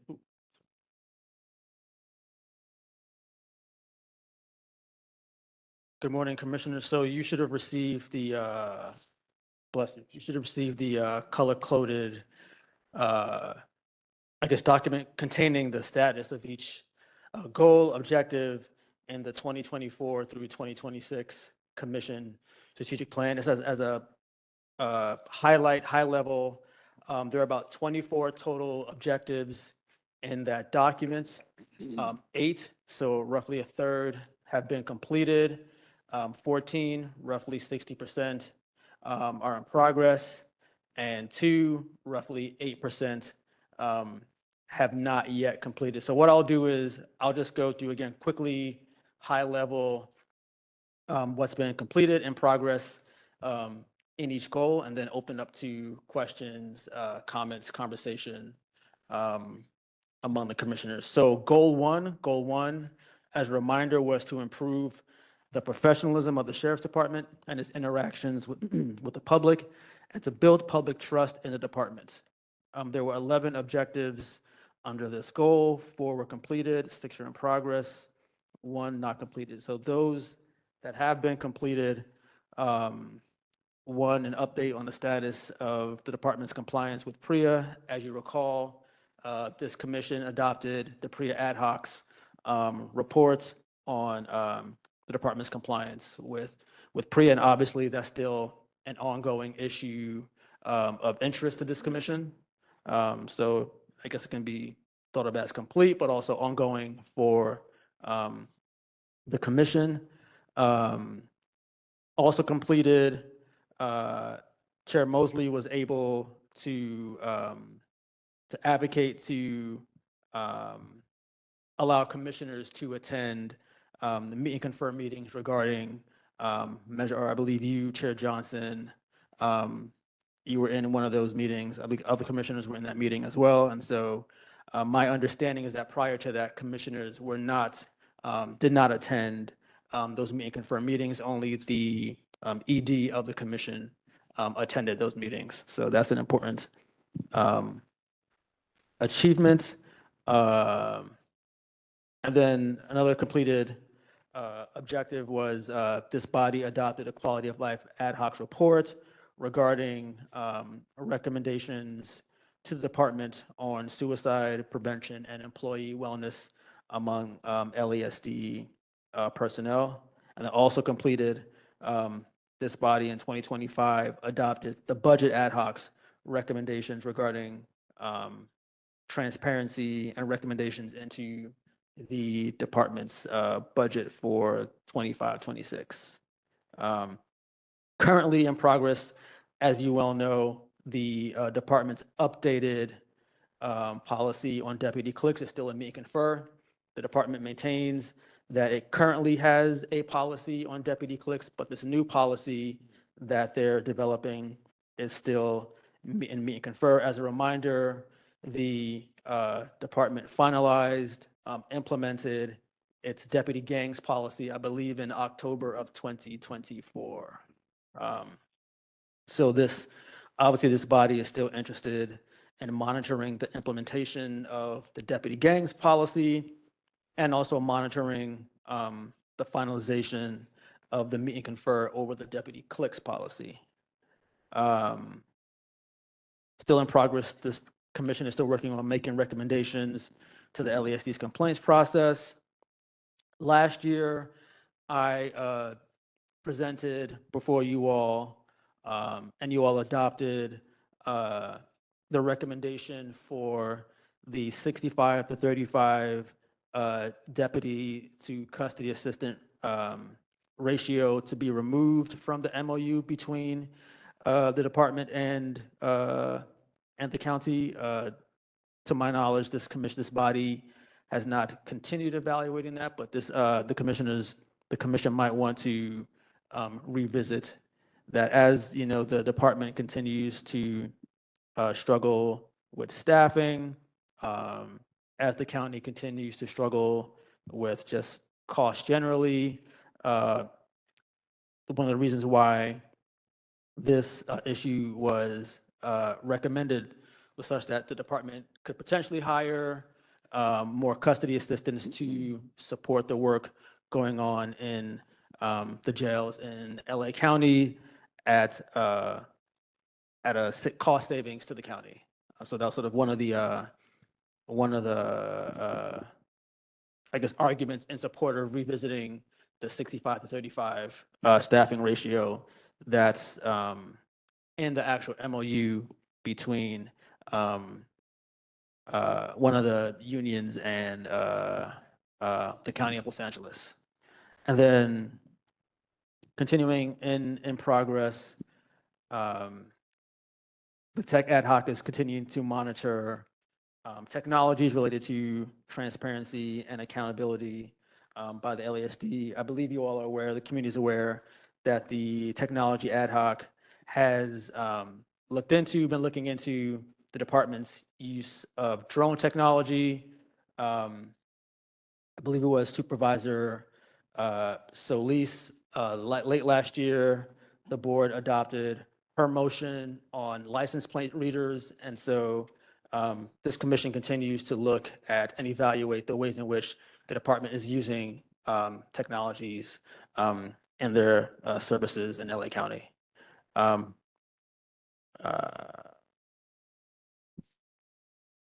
guess not yet completed was the commission's work into trying to reduce lethal force incidents and out of policy head strikes. Obviously, that was a conversation, I believe, that came up in the Johnson settlement agreement.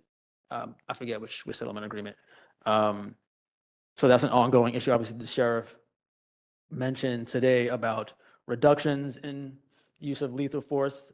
So that is good news, but this commission, will likely discuss whether or not to continue evaluating that.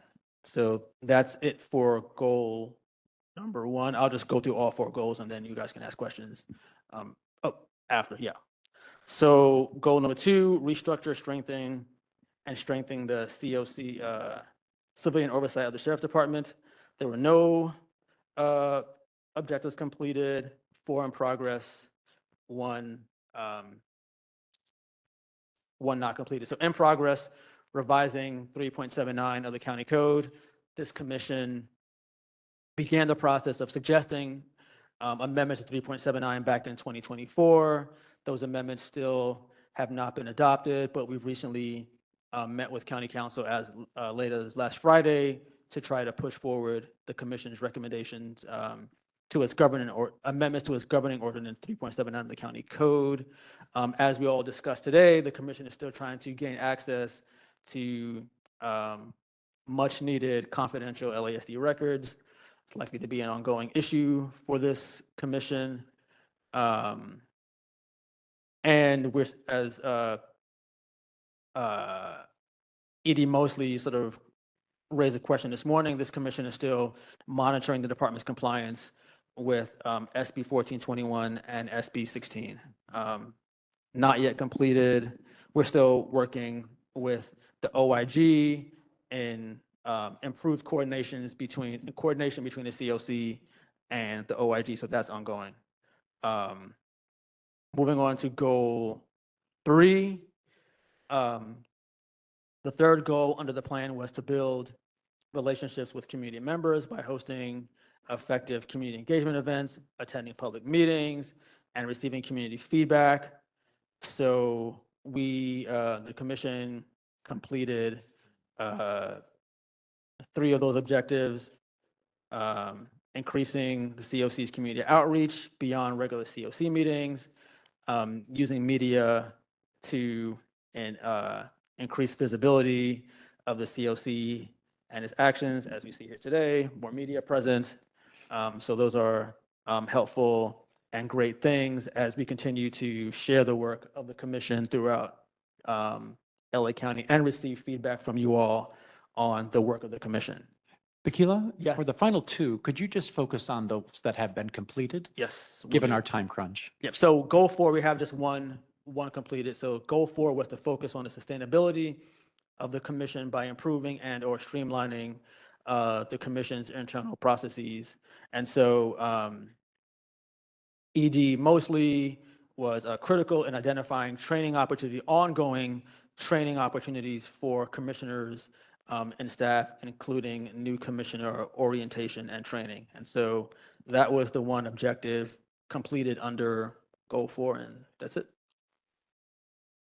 Thank you. I also want to note that the agenda does include a very helpful narrative about highlights of our 2025 activities and a very nice, succinct compilation of some of the work of this commission and carryover and forward spin for 2026.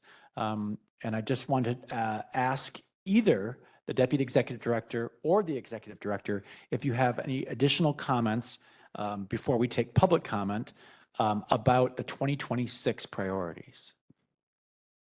I'll just quickly add, we haven't yet developed the 2026 priorities, but I think monitoring the deputy clicks, meet and confer, continuing to work, fight for access to confidential information. I think those will be ongoing issues until they're solved. So I think it's important for the community to hear that. And I want to just note for the record, once again, with 45 different meet and confers open in the department, can you imagine what it would do to the mission and the bandwidth of this commission or yourselves, perhaps, if you were serving in a volunteer role of leadership in oversight, to have 45 different procedures that were opened, trying to compel your time to engage in 45 different lengthy, sometimes vastly exceeding the initially envisioned 60-day process for a meet and confer, that in the case of at least one has now stretched into years, 3 years duration. Imagine what that would do to a teacher, to a manager, to a supervisor, to a team leader, to a coach. If there were 45 different procedures, secondary even to your overall mission that you were being asked to engage in on a serial basis, attenuating whatever bandwidth you had to fulfill your primary purpose, to look after your students, to deliver the mail, to finish a project, to get a grant accepted. That is the reality besieging this commission. And I just want to note that in Dr. Ochoa's summary, you heard the repeated reference to meet and confers and the procedure being engaged in or besieging this commission to engage in regarding those procedures.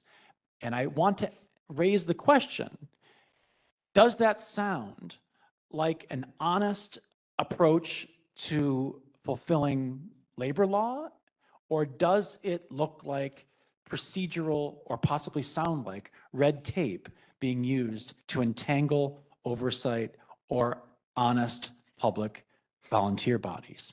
And with that, I just ask if there are any other questions from commissioners on our strategic plan, the outline having been shared by Dr. Ochoa, and some of the materials in our agenda outlining accomplishments so far. Any comment? Commissioner Giggins. I just wanted to say and commend the staff for the amount of community organizing and attending community events that you do. We meet every month and we have our ad hoc committees. And while we're doing that, and when we go and visit different things, but while we're doing that, you all are just out there in the community and listening and showing up at places and letting the community know the work of the COC. So I just want to appreciate all the work that you and your team has done this past year. Thanks, Betty. Thank you. And I will just note that we are looking forward to a community forum on March 3rd. I believe we're finalizing the date, but I'm hoping that March 3rd is a date that might work. And March 3rd, for reference, would be the 35th anniversary of the George Halliday filming of the Rodney King beating here in Los Angeles County. An important milestone for civilian awareness and alertness in the accountability of local law enforcement. So we're looking forward to finalizing that schedule, but we're looking at the possibility of March 3rd for that date involving public engagement and public information about immigration enforcement and the tools that we have in holding law enforcement accountable. Any other comments from commissioners? Okay. Can I just add one, minor well, maybe not minor, it's a meet and confer point for the community. And so when you hear the commissioners or staff talk about meet and confer over an issue, we're talking about effects meet and confer. And so there's a meet and confer over whether, a state agency or the county in this case can do a thing impacting public employees. And then there's meeting and conferring over the effects of doing that thing. And so what we are being told we have to engage in is effects bargaining, effects negotiating over the impact Measure R, the effects on deputies of implementing AB 847. And so let me say meet and confer, just shorthand for effects negotiation over these various laws, ordinances, et cetera. Hope that makes some sense. Thank you, Thank Dr. you. Ochoa. And I believe Charmaine has a comment also. Thank you, Dr. Ochoa, for your update. So my comment is, and I know we were supposed to be discussing the 2026 priorities and how, because this strategic plan was actually created back in early 2024, and it was approved by the commission at that time. And there is a lot. There's several pages in there with a lot of objectives and initiatives for this commission. But one of the things I wanted to recommend that, this commission take a look at is how the ad hoc committees are being created. And I know we've had this discussion, Chair Johnson, how the ad hoc committees are being created. Ad hoc committees for this commission has been created, giving them subject names when it should not be given subject names, like, for example, deputy gangs. Deputy gangs, even though we want deputy gangs to be eradicated from the department, that's not a temporary ad hoc. And this is under the Brown Act. This is not county, but this is under the Brown Act definition. Standing committees are those committees that have to be noticed to the public, that invites the public to attend. And ad hoc committees, you don't have to do that. So that's one, just thinking about how we name the ad hocs so that they are temporary. It's not that, like use of force. Unfortunately, we're going to see that within law enforcement, right? But think about the ways that we can create temporary ad hoc committees so that once the task is once the task is completed, we can go ahead and dissolve those committees.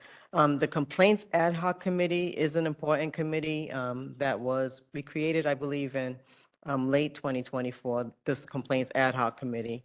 The complaint process here in LA County is very much non-existent. I want to use that term, because when my office receives a complaint, what we do is we send those complaints over to the Office of the Inspector General. The Office of the Inspector General sends those complaints over to LASD, right? I don't think there is any feedback as far as, and please correct me if I'm wrong, representative from OIG is here today, but we don't really receive any feedback on what happens to those complaints that are investigated. So to me, I don't know if there's true oversight. Now, if you can respond, what happens to those complaints that are forwarded over to the OIG's office? Because I know right now, the commission does not investigate complaints. We have that authority under Measure R, but we don't investigate complaints. We send them over to OIG. So if you can clarify. Right. And so the Office of Inspector General also does not investigate complaints. So we will forward the complaint to the relevant division in the Sheriff's Department and then ensure that they actually look into it. I mean, it depends on what type of complaint it is, but yes.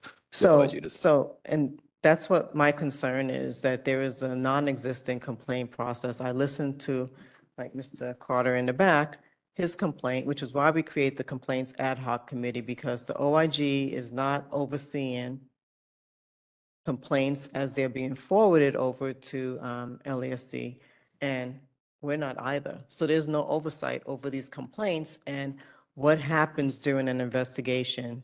We heard Mr. Brock, his public comment. If this commission had eyes on an investigation to be able to say, okay, there was falsification in reports and also, if there was surveillance, seeing that, then the commission would be able to say, okay, there's a problem with this investigation, right? These individuals should have been held accountable, and that did not happen. So we got wind of this, through the media, right? So we're pretty much reactive instead of being proactively engaged in oversight. So I just wanted to comment that I think that the complaints ad hoc committee or this complaints process, and we're working with the IT department also in creating a process that we need to do better when it comes to when complaints are being forwarded and what we're telling the public as far as complaints go. Thank you. Thank you, Charmaine. Thank you for getting that on the record, that we have no functioning oversight of complaints, either with this commission or with the Inspector General, despite the appearance thereof and despite the efforts that we take to try to field and to document such complaints. Thank you. Yes. Just wanted to add on the, these processes, with pertaining to like complaints, since they overlap various departments. And ultimately, it's the sheriff's department who's reviewing the complaints and closing them out. Perhaps, like for instances when we hear public comments of individuals that have healthcare issues in the jail, maybe we can reach out to some of our county partners like JCOD or, because I think there needs to be some public education on who the lines of responsibility are. Because in the jails, the healthcare responsibility is Correctional Health Services, which is under the LA County Department of Health Services. That's very clear. That happened part of the 2015 settlement agreement. So medical record issues are addressed by Correctional Health Services, not by custody. So, I think as we look, as the county curtails and county looks, I'm just a volunteer, but I'm also a social worker. So maybe there's a way that we can reach out to county partners to get some support from them and create some like simple infographic, because we get a lot of information. People come to us and we have to really navigate them to different departments. So the better, that I think helps us in our transparency, but it also helps support the community that's coming to us with our limited staff. That's right. I appreciate that, because I think our commission tries to take a no wrong door approach to oversight, that simply because people come to us with questions that don't necessarily involve our designated functions, we try to refer people constructively to those channels of accountability that are relevant as best we know. And I appreciate a no wrong door approach to public service and to government service here in Los Angeles County, especially because we do have overlapping bodies of function in public services, and we are also entangled in lots of abstruse guidelines about who handles what. And so I appreciate your point about correctional health services. And I want to ask that we do whatever we can to do that kind of flow chart as part of our 2026 work. Perhaps even providing that as part of the complaint process that we're looking into providing an online portal to establish. With that, we do have Commissioner Giggins? When you just mentioned the correctional health services, we used to hear from them a lot during COVID.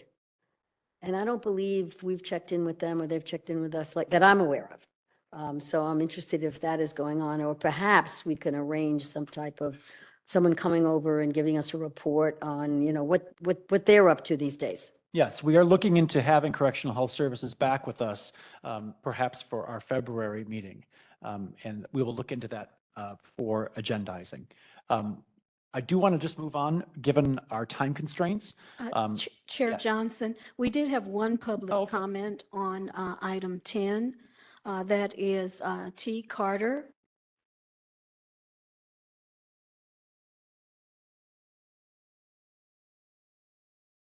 This report that was made, and it's just very interesting that as for priorities, there has not been a complaint process listed. So for 2026, this report said that there has not been priority set. We are in the year of 2026.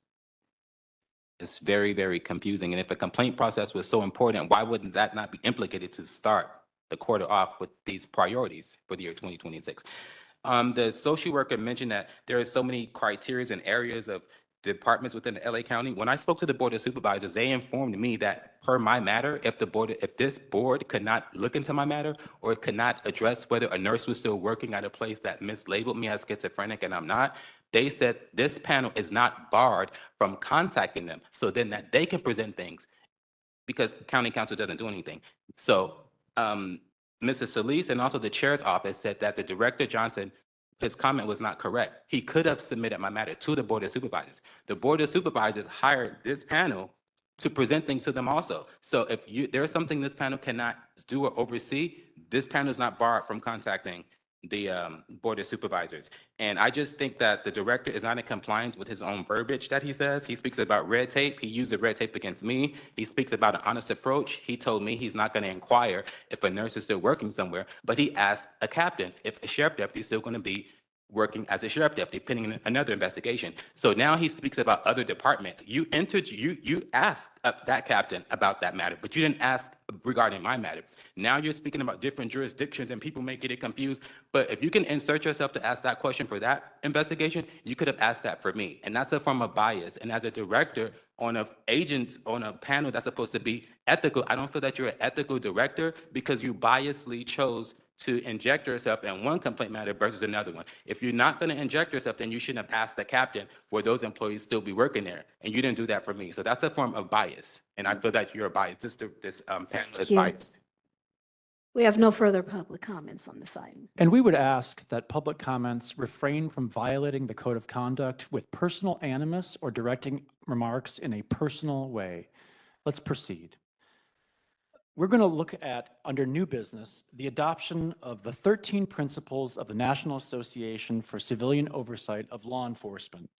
This first new business item is one that we look forward to proceeding with and to having as a kind of touchstone for the continued work of this commission, including in the establishment of a long overdue and much appreciated complaint process for the Sheriff's Department and a follow-up on that process. I ask if there are any public comments or any comments by commissioners on the 13 principles of NACOL and to outline any of those which you would look forward to highlighting amongst these important 13 principles. Commissioner Newhouse.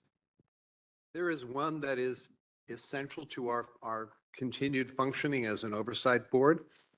And we've already alluded to it in the meeting, and it's an issue that needs to be addressed. And that is, we have subpoena power pursuant to state law. We now have pursuant to state law, the ability to meet in closed session to receive and review confidential personnel records. But we do not have unfettered access to the records that we need to do any kind of meaningful oversight. So that's principle number 4. And this is a national organization. So these are well-recognized essential qualities. And until that essential quality is recognized and implemented by this commission, we effectively do not have an oversight function, with all due respect. But that's why it is so important that we adopt these NACOL principles of effective oversight. So I would so move that we adopt it. I second. Thank you. Having heard the motion moved and seconded, are there any comments by commissioners? Is there after hearing no debate by commission, is there any public comment on the motion?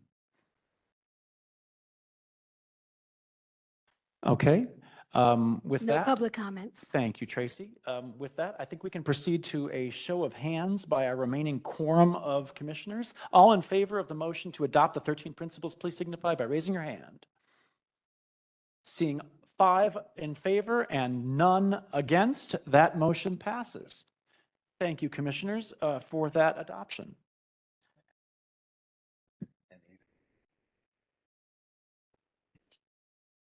Next is the recognition of need for independent outside counsel to the commission. I wanted to just place before commissioners the letter of January 5th regarding the subpoenas to the Sheriff's Department. We heard earlier today on the agenda that there was no fulfillment or compliance with those subpoenas by the Sheriff's Department. It raises the very real possibility that this commission would have to seek further enforcement of those subpoenas, given the non-fulfillment by the Sheriff's Department. And I want to just note that this is not the selection of outside counsel. This is not even the consideration of names for that process. This is in keeping with something that this commission has done in the past, the conferring to the chair of the possibility of consideration and selection of outside counsel to fulfill our purposes. Why do we need outside counsel? Because as you've heard in this agenda and at previous meetings, we are not being provided that recourse through county council. And to assert the interests of this commission, both under conferring of authority by the people of Los Angeles and Measure R, and by statute in the state of California, we have an obligation to fulfill that. I would just note that the state law does not say may, the state law says shall. And that means that we are obliged to fulfill the request of this commission to gain access to records that are necessary for an investigation by this commission. So it is not a whim, it is an obligation that this commission is due to proceed with. So with that, I want to ask, are there any comments from commissioners?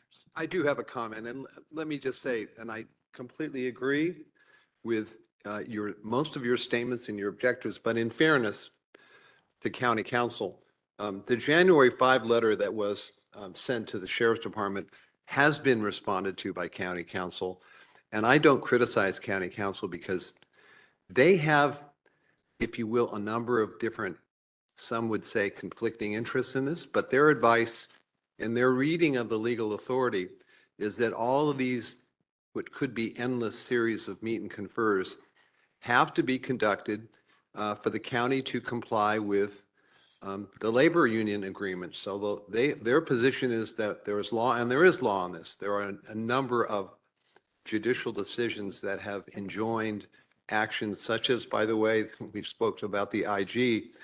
The OIG tried to investigate the deputy gangs and issued subpoenas to 24 deputies to pursue their mandate to investigate deputy gangs.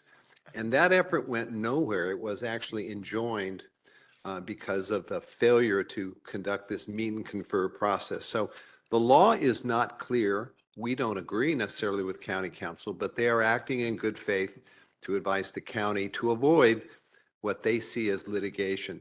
And that really underscores the importance of this commission having its own independent or separate counsel, because someone whose only issue and only concern, fiduciary duty, would be to advise us as a commission on how to achieve our objectives. County council is, I think, doing the best they can. I understand their position. I don't always agree with it, but we're at a situation where we really need the advice and counsel of an outside lawyer who is not beholden to anyone else in the county. And that's the very important reason underscoring the need for this motion, which I support. Thank you, Commissioner Newhouse. And for the record, let me restate the motion. That is to empower the commission chair to make selection of well-qualified, unconflicted, pro bono counsel based on demonstrated need. And someone move that, because I would make that motion. I do not believe it has been moved and seconded. Thank you, Commissioner Giggins. And I will second the motion. Thank you, Commissioner Newhouse. Having seen it moved and seconded, any debate by commissioners?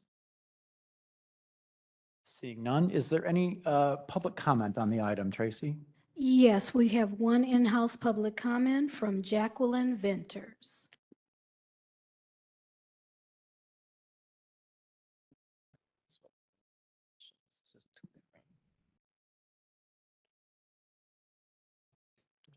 Good morning again. I like the fact that you guys are addressing the county council. To me, right now, who investigate those that investigate? We have seen that the sheriff department, they investigate themselves. Our county council is not helping us. It's showing bias. I just found out really that the county council is sitting here and they're supposed to be for the people. You can't be for the people when you're protecting people that's committing crimes. And that's, we have seen over and over that the sheriff departments are committing crimes and there's no accountability. This is not right, you guys. How can we fix this? First of all, the sheriff's department should never be allowed to investigate themselves. This is how they're getting away with murder.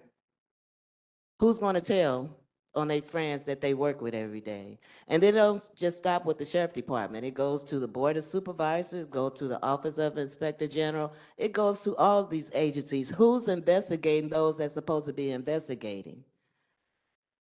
Nobody.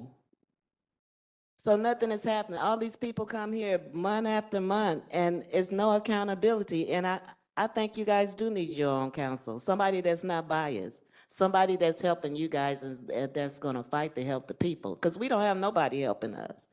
I've been fighting since April 4th, 2011 for justice for my son. And I have documentation showing that this deputy is crooked, corrupt. And I'm not the only one. All these people is coming up here, they're not lying. Nobody gonna take their time to come up here and make up some things. We need some accountability, you guys. And to get our own representation that can help you guys push the line, that's what we need. Thank you. Thank you. There are no further public comments on this item. Okay, let's proceed with the vote on the motion to empower the commission chair to make a selection of well-qualified, unconflicted pro bono counsel based on demonstrated need. Tracy, can you call the roll? Yes, I'll call the roll. Co-Vice Chair Callaway, Aye. Commissioner Cooper, absent, abstained. Co-Vice Chair Garcia, Aye. Commissioner Giggins, Aye. Commissioner Harris, abstained. Commissioner Hicks, abstained. Commissioner Newhouse, Aye. Chair Johnson, Yes. 5 ayes and 3 abstentions, 0 nays. No, those are not abstentions. Those are absences. There's 5 yes, 0 no, and 4 commissioners vacant or absent. Thank you. Oh, 4, excuse me, 5, 0, 3 absent. That is the tally. Thank you, Tracy. The next item is the creation of a new legal ad hoc committee.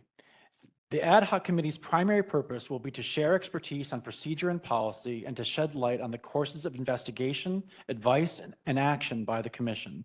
This ad hoc committee is temporary and will be dissolved once the tasks are completed. Our commissioners, who are attorneys, myself, the executive director, and the deputy executive director will serve on this ad hoc. Is there a motion that the chair of the commission form a new ad hoc committee named the Legal Ad Hoc Committee and select the commissioners, less than a quorum, to serve on this committee?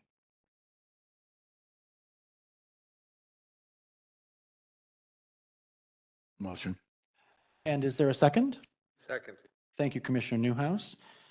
Is there any debate amongst the commissioners on this item? Do we have public comment on this item, Tracy? There's no public comment on this item. Okay, let's proceed with a vote on the motion approving that the commission chair form a new ad hoc committee named the Legal Ad Hoc Committee and select commissioners of less than a quorum to serve on this committee. Tracy, can you call the roll? Yes. Co-Vice Chair Callaway, Aye. Commissioner Cooper, abstain. Co-Vice Chair Garcia, Aye. Commissioner Giggins, Aye. Commissioner Harris, abstain. Commissioner Hicks, abstain. Commissioner Newhouse, Aye. Chair Johnson, Yes. And with that, the count is 5 in favor, 3 absent, 0 opposed, 0 abstain. The motion passes. Let me just clarify for staff. Commissioner Harris excused absence. Commissioner Hicks excused absence, is not abstained. Thank you. Correct. We now proceed to the next item after some minor housekeeping with the next item, which is the creation of a new budget ad hoc committee. I just want to commend the maturation of this commission for being able to work on budget in such a strategic way and to take a long-term look at it. This looks not only at the Sheriff's Department, but also at the budget of our own commission. And I would note for the record that in many other jurisdictions, with a modern funding formula for its oversight functions, that commission has its budget pegged to the budget of the body that it oversees. In some jurisdictions, such as Chicago, that is at a 1% formula. In San Francisco, that is on a per staff formula. In places like Portland, that is even a higher percentage than 1%. So as we look at the budget of the Sheriff's Department, we need to also be looking at the resources of our oversight to provide for meaningful oversight of that function. So just to recap, the ad hoc committee's primary role would be to review budget, gather information, conduct analysis, and make ongoing recommendations for consideration by the commission. The ad hoc's second role will be to monitor the commission's own budget and report back to the commission with findings and recommendations regarding expenditures and necessary budget adjustments. The ad hoc's third role will be to receive reports and recommendations about funding formulas in other jurisdictions, such as I have just described. This ad hoc committee is temporary and will be dissolved once the tasks are completed. Do we have commissioners who would like to serve on this ad hoc committee? That's not my area, sir. Okay. But I'll make that motion. Okay, thank you. Do we have a second on Commissioner Newhouse's motion? Second. Thank you very much. Do we have any debate by commissioners on this? I'm very good at spending money, not monitoring money. So I just want that clear. We'll note that for the record, in your humble opinion. Any other comments? Is there a public comment on this item? There are no public comments on this agenda item. Okay. Let's proceed with a vote on the motion for the commission to create a 26-27 fiscal year budget ad hoc committee and to select the commissioners of less than a quorum to serve on this committee. Tracy, can you call the roll, please? Yes. Co-Vice Chair Garcia. Aye. Co-Vice Chair Callaway. Aye. Commissioner Giggins. Yes. Commissioner Newhouse. Aye. Chair Johnson. Yes. And we have Commissioner Cooper absent, Commissioner Harris absent, Commissioner Hicks absent. Thank you. That motion passes 5-0. Next item is a bit of cleanup. I would like to address a matter from our December 18th meeting for transparency and clarity. At that meeting, the commission considered a motion to dissolve the Deputy Gangs and Ad Hoc Committee, and Commissioner Giggins moved to dissolve the ad hoc. After public comments, Commissioner Giggins withdrew her motion and requested to revise it to include Deputy Clicks, changing the committee's name to Deputy Gangs and Deputy Clicks. Commissioner Garcia seconded the revised motion. The revised motion passed. However, the revised action was not agendized as such. Today, we are revisiting this item to ensure that the Commission's action is clearly reflected on a properly noticed agenda. We will now discuss and vote on a motion that the Chair of the Commission form a newly titled Deputy Gangs and Deputy Clicks Ad Hoc Committee and select commissioners of less than a quorum to serve on this committee. Again, the purpose of this ad hoc is to review policies and practices within the LASD related to the existence of deputy gangs, cliques, and subgroups within the LASD, with focused attention on meet and confer, the process now ongoing involving the deputy cliques policy. The matter is related to a request a motion of the COC made in October of 2018, yes, more than 7 years ago, and a motion by the Board of Supervisors made January 23 of 2024 regarding the existence of the industry Indians within the LASD, a deputy gang.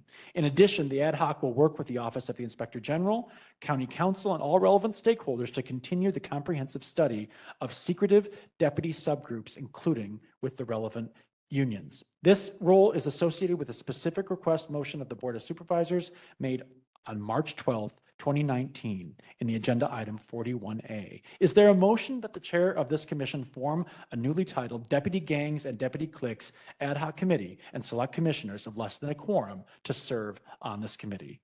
I move. Thank you, Commissioner Giggins. Second. Thank you, Commissioner Newhouse. You've both been very productive here this morning. Is there any debate from fellow commissioners? Is there any public comment? Yes, we have one in-house public comment from Vanessa Perez. Vanessa, please take the mic. So just real quick, I just want to say how important it is for this to happen with the deputy gangs to revisit the industry Indians, especially because it has came forward recently that 4 of the deputies that were in the beating at the Montclair bowling alley, those 4 deputies were also involved in Joseph's beating. So it's very, and as well, you mentioned 2024 with the motion, April Tardy had failed to answer, or she declined to answer the questions 1B, 1E, 1F, and those questions are very valid. If Joseph's beating was investigated properly, then maybe the second beating wouldn't have happened and everything else in between. Okay, thank you. Thank you. There are no further public comments on this item. And we would note that the January 23rd directive from the Board of Supervisors did follow disclosures of the incident at the outside the Montclair bowling alley from February of 2022. And we are now coming up on the 2nd anniversary of that disclosure, and we're now coming up on the 4th anniversary of that beating outside the Montclair bowling alley involving station badge wearers from the industry station. With that, let's proceed with a vote on the motion to form a newly titled Deputy Gangs and Deputy Cliques Ad Hoc Committee and to select commissioners of less than a quorum to serve on this committee. Tracy, can you call the roll, please? Yes. Vice Chair Garcia? Yes. Vice Chair Callaway? Aye. Commissioner Giggins? Yes. Commissioner Newhouse? Aye. Chair Johnson? Yes. And we have absent Commissioner Cooper, Commissioner Harris, and Commissioner Hicks. Thank you. That motion passes 5-0 with 3 commissioners absent. Thank you, commissioners, for action on our own committees. And with that, we proceed to the next item on our agenda, which is the educational presentation. This is the 2026 California legislative updates, new laws, and their operational impacts. It's an overview of key California laws taking effect this year, which of course includes AB 847. We will hear from Commander Ernest Bill. Oh, we have a replacement from the Office of Constitutional Policing. Who will be representing the Office of Constitutional Policing here today for the presentation? Oh, this just in. We have a postponement of this item until the February agenda. Okay. That helps us considerably on making up time, and it also adds to our February agenda. Is there any representative of LASD who does wish on this item to make any comments involving updates? Thank you, Commissioner. From what we understand, it was the panel's request that we delay this, and so I would like to make sure that it is fully complied with. I know you guys were concerned with the interest of time, so we will have a representative that will give that full report at your request at the next meeting. And for the record, if it is, is it pronounced Bill or Billy? Commander Ernie Billy, yes. Thank you very much. It's a 2-syllable. All right. With that, I want to ask, is there any public comment on the item despite its being tabled? Is there any comment that expressed enthusiasm to speak on this? There's no public comment on agenda item number 12. Okay, thank you. With that, we will table it until our February meeting. I do want to note that we have a closed session agendized for this commission. With the non-fulfillment of the subpoenas, we do not have cause to move into closed session. I regret that we do not have that need at this time, but I do want to thank the many stakeholders and voices of concern raised by the community about that non-fulfillment, and to note that your presence and your continued bearing witness here today is part of what empowers this commission and part of what makes the voices of Angelenos heard, including by the Sheriff's Department, including by the supervisors, including by County Council. And I assure you, on the behalf of all of our commissioners and staff here today. Before we move on, Commissioner. Yes. So I just think it's important for the record to reflect, and again, this is not in any way intended to be a criticism of the Sheriff's Department. We understand why they have not appeared, but it's not really a non-fulfillment. It is a failure to appear pursuant to 3 subpoenas that were validly issued, not objected to, and are outstanding. So it's a failure to appear before this commission, which would have received the records now in closed session pursuant to state law.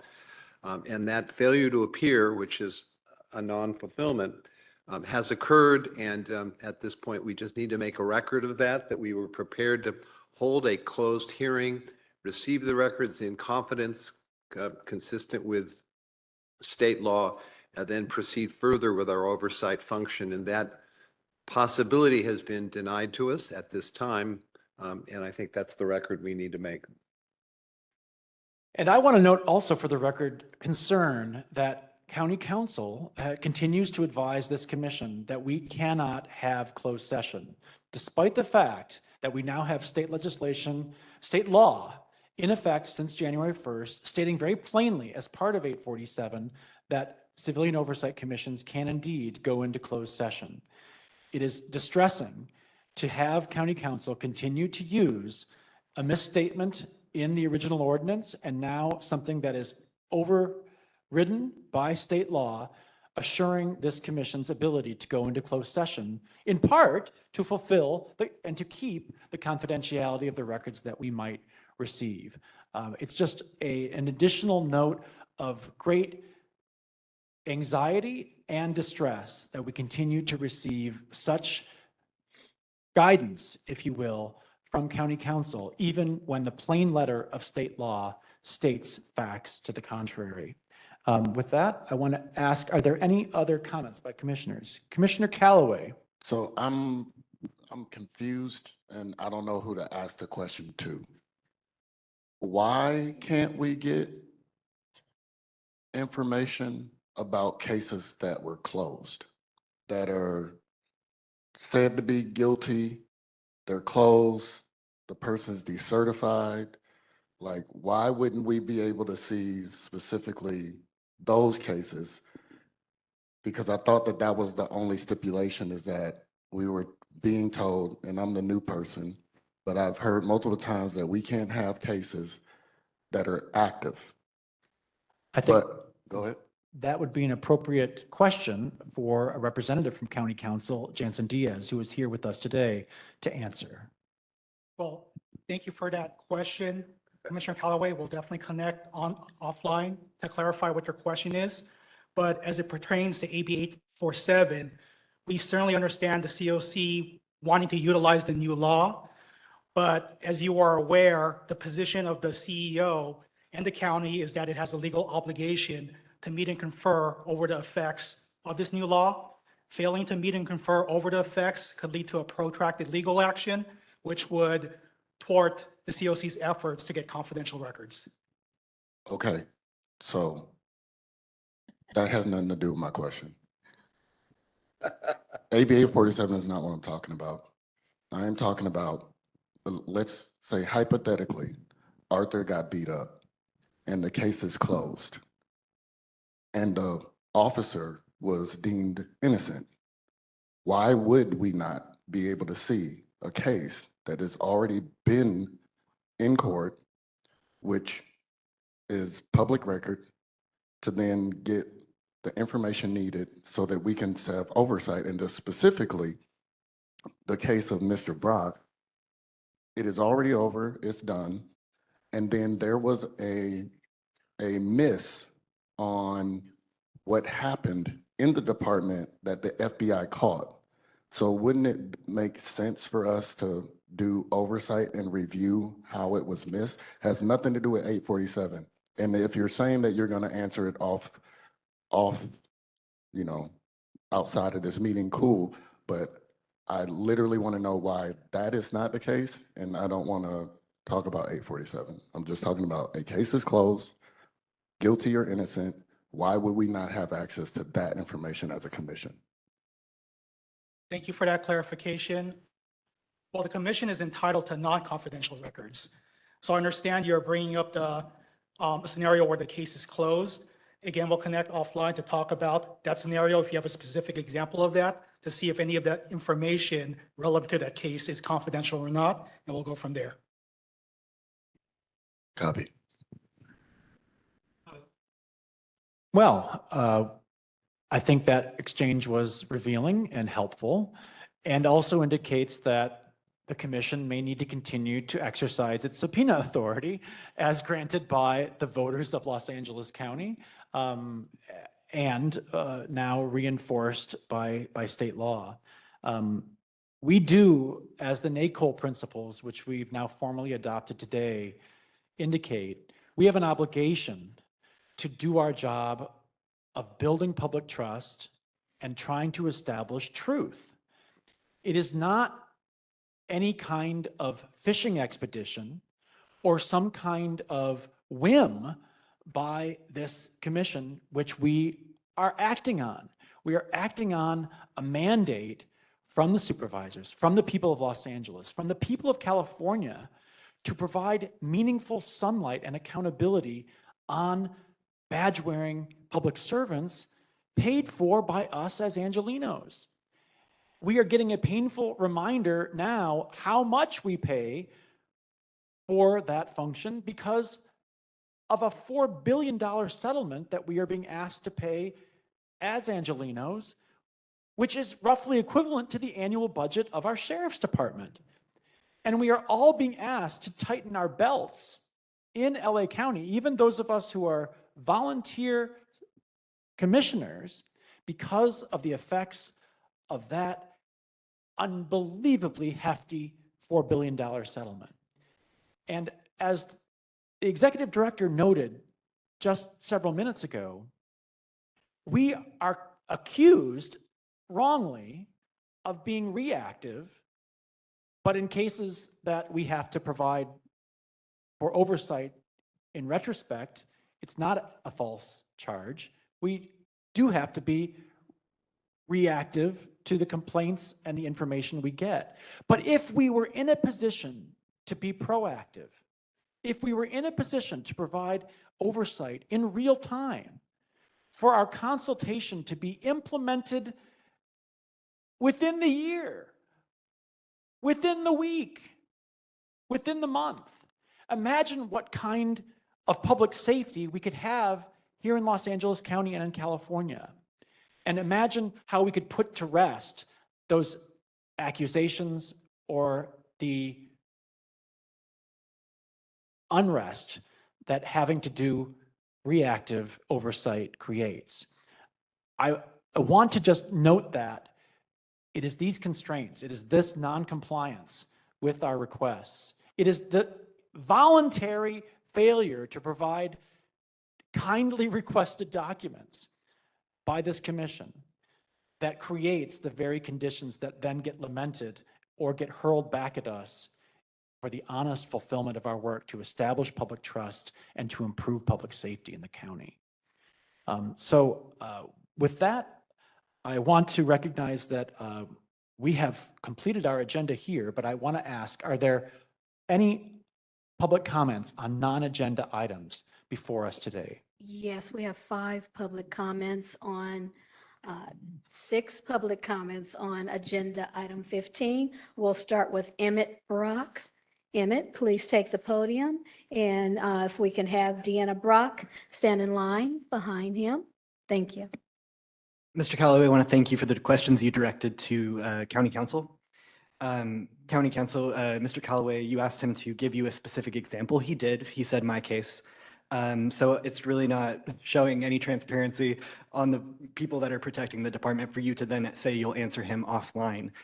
That's pretty shameful and pretty cowarding to me. It shows a lot of cowardice on your end. I do want to take the remaining time to bring attention to the cases that did not get any elements of justice, though I don't feel like I received full justice. There were elements to this that did give me justice, right? The cop was fired. He's going to be charged next month. He's no longer able to be a deputy. He's a felon. He can't own a firearm. There's elements of justice to this for sure.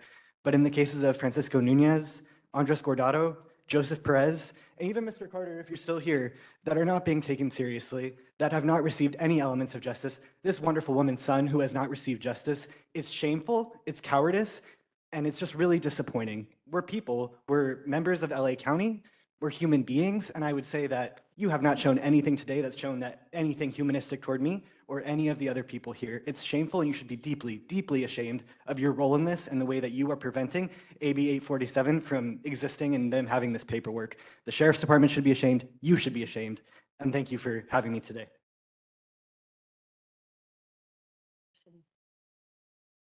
I would just like to thank you for continuing the uphill battle of trying to obtain the records of my son's case, Joseph Perez and Andres Guardado. I'm upset that there's still no compliance to provide these cases. They're still fighting the subpoenas even after the passing of AB 847. Policing themselves, like I've said several times, is absolutely ridiculous. Our use of excessive force complaint, the conclusion was that there was no dishonesty or excessive force used, and that my son's injuries were due to a direct result of his own actions. It was determined to be a lawful traffic stop.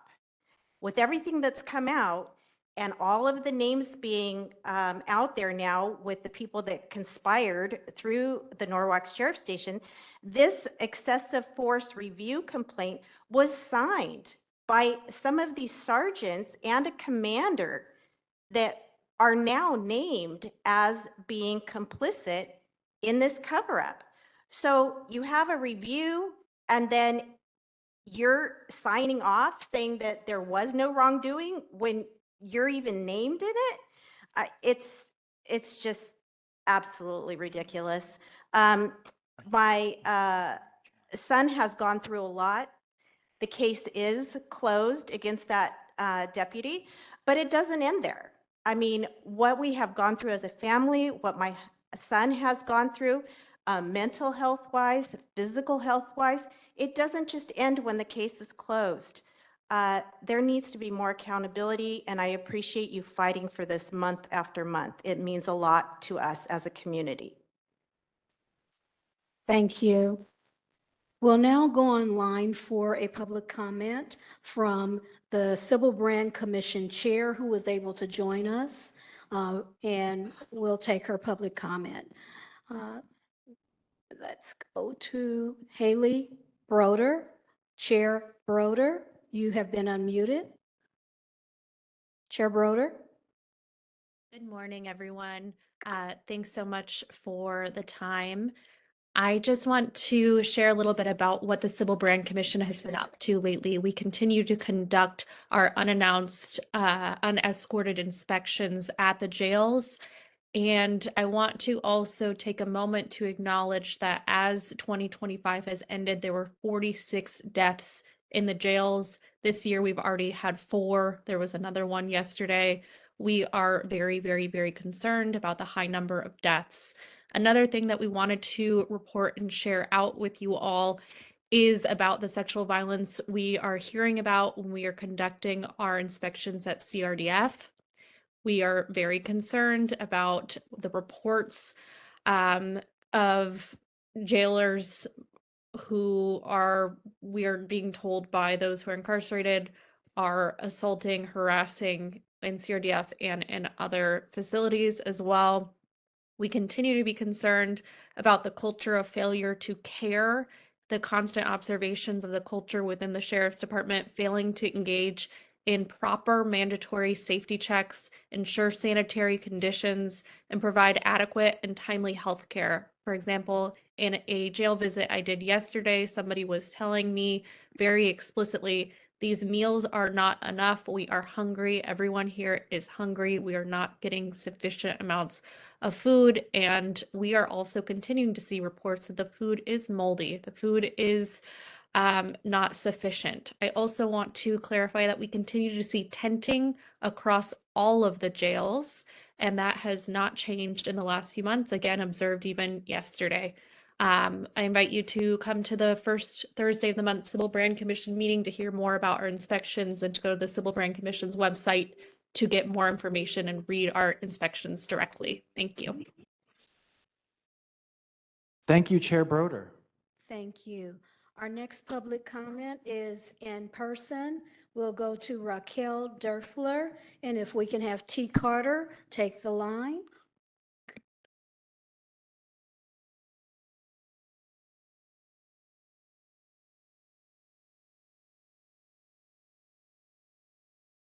Good morning, Commission. Raquel Derfler with Cancel the Contract and Check the Sheriff Coalition.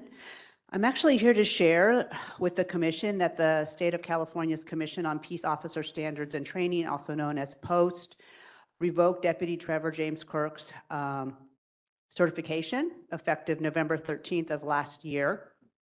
This means, quote, the peace officer has been decertified and may not exercise the duties and powers of a peace officer. A revocation is permanent and the certification shall not be reactivated. So we at CTC reached out to Captain Bartlett of the Lancaster Station to get confirmation that Kirk was officially fired. Captain Bartlett told us to check back with him in 30 days, vaguely mentioning a police union. It has actually been, as of today, 50 business days since Kirk was decertified. We want to know, are tax dollars still paying him? What is the official LASD timeline to fire a deputy who can no longer be a peace officer in the state of California? This also speaks to the lack of judgment by the sheriff. All objective parties who looked at the circumstances of this case determined that Kirk's behavior did not comport with the standards of a peace officer. This includes the courts and then the Post Commission. Luna was the only one who was of the opinion that Kirk's actions were the result of lack of training. This is why the community has no faith that the Sheriff's Department's top official will hold deputies accountable when they harm members of our community, and why we need the work of this commission to continue. Thank you. Thank you. Our next in person is from Jacqueline Venters, and then we have Vanessa Perez as the final in person.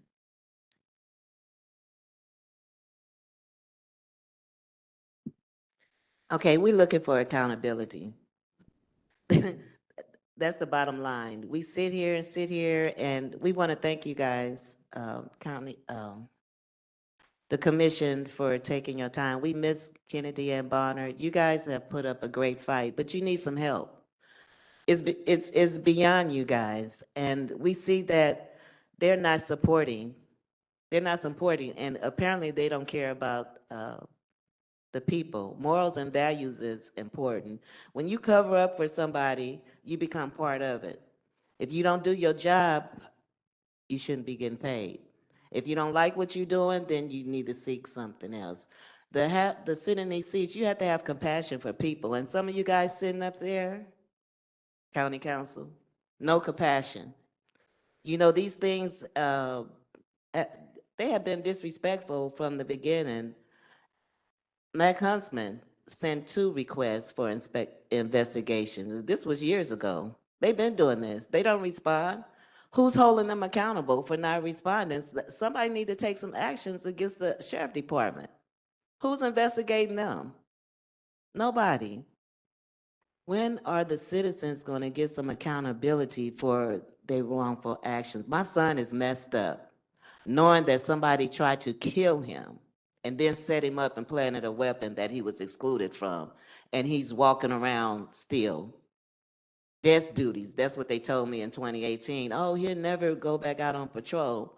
That's not no accountability for shooting 4 people in 7 months. The captain even said that's not normal.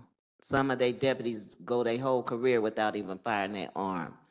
Deputy Gonzalo Azusa needs to be held accountable for what he did, not only to Tanel Billers, but the other 3 victims that was wronged by him. Thank you. And next we have Vanessa Perez, and we have one final speaker now. Allie Rubenfeld, please take the line. Real quick, I don't know what they're hiding in these redacted records. You know, if they've already have admitted to punching over 100 times on Joseph's head, what else can be redacted? What's hidden? I'm not understanding. And another thing is, it obviously has to be the cover-up of them putting it as a category 2 when Joseph received 17 staples to his head. That's all I got. Thank you. Allie Rubenfeld. Hello, Allie Rubenfeld with the Loyola Anti-Racism Center and Check the Sheriff. County Council's assertion that not submitting AB 847 to the meet and confer process could result in long legal proceedings rings hollow when the meet and confer process itself takes years in Los Angeles County over police reforms. There are absolutely circumstances where the meet and confer process is necessary and it has a real role in labor law, but the county's position that all state mandated police reforms need to go through the process needs to be challenged, and that these negotiations can endure for years is unacceptable. This commission is doing the exact right thing by seeking outside counsel to advise on this issue and to overcome ALAD's weaponization of the meet and confer process and the county's deference to law enforcement unions. Thank you. Thank you. There are no further public comments on this agenda item. All right. With that, the chair will recognize Commissioner Newhouse. Yes, thank you, Mr. Chair. I do have one final comment with regard to the role county council has played in this. And I want the record to be clear. They are not the enemy. They are counsel to the county. And they have a difficult job to do because their mission is to further our objective and, of course, protect the county from endless litigation. The chair and I do not agree with everything they have said, but the reason, by the way, why county council suggested to the commissioner that this discussion could be held offline is we have an attorney-client relationship with county council. I've met with them numerous times. They are working diligently to persuade us and I think to protect the interests of the county. Again, we don't agree with them, but they are counsel and statements really can't be made in a public forum at this time. That's one reason why we have formed the legal ad hoc, so we can continue to engage county council in this effort to find a solution that advances all of our objectives. But I do want to make the point that I'm very impressed with their efforts to meet with us and to counsel us. We don't agree with them, but that's just the way our legal system works. It is born upon disagreements that ultimately will be resolved. And with that, that's my statement. Thank you.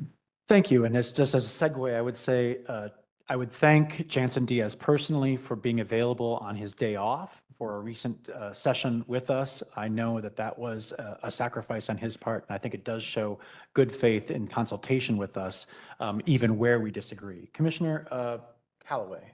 Yeah, I definitely want to state that my issue comes when, because of my newness, and I just get confused. And I would say that in order for it to feel a little more balanced, I would say that if county council has to do it that way, then that we do have our in-house counsel at the same time. So county council shouldn't be the only counsel here. We should have the other person that actually represents the commission here. And I think that that might show the balance and the understanding of, like, I understand that they need their lawyer and they're gonna protect them, but we also need the community to be able to see that the commission does have county counsel that is trying to help move the needle. And I think that that would make it a little bit more, easier to understand, because sometimes I'm baffled. Thank you, Commissioner Callaway. I think we all share in your bafflement at certain times. But that is also why it is my discretion to consider your placement on the Ad hoc Legal Committee, along with our two attorneys on the commission. Because even with myself and those two attorneys, there is an extra slot at less than a quorum. And I think you'd be a great addition to that committee, especially for your ongoing expertise and development on the commission. It's a pleasure to have you. And I want to thank you for your recent visit to Palmdale and the Community Advisory Committee. Another item that we will have on our February agenda is an update on the community advisory committees. So just as we wrap up here, I want to note we will return to our update. Oh, Commissioner Giggins. Just a quick clarifying question. How many people, what's the least amount of people can you have at an ad hoc? Because we have a lot of committees, so you can just have two. Okay, fine. I just point. Maximum of four, noted. minimum of two, maximum of Point four. noted. I'd like to, just want to make sure that we're sensitive about being on more than one committee or two Yes. committees. You feel my pain as well. That is exactly one of the things that this chair is very cognizant of. So we will return to our regular update on settlement agreements with our February agenda. I want to note that that is something that this commission pays ongoing attention to and does not allow to be slipped under the rug.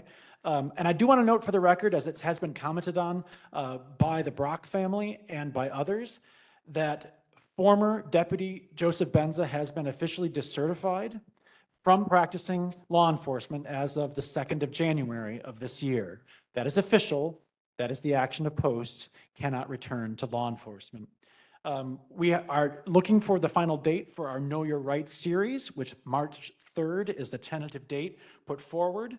That's going to focus on immigration and law enforcement stops, detentions, and searches, and the rights of incarcerated people and access to them.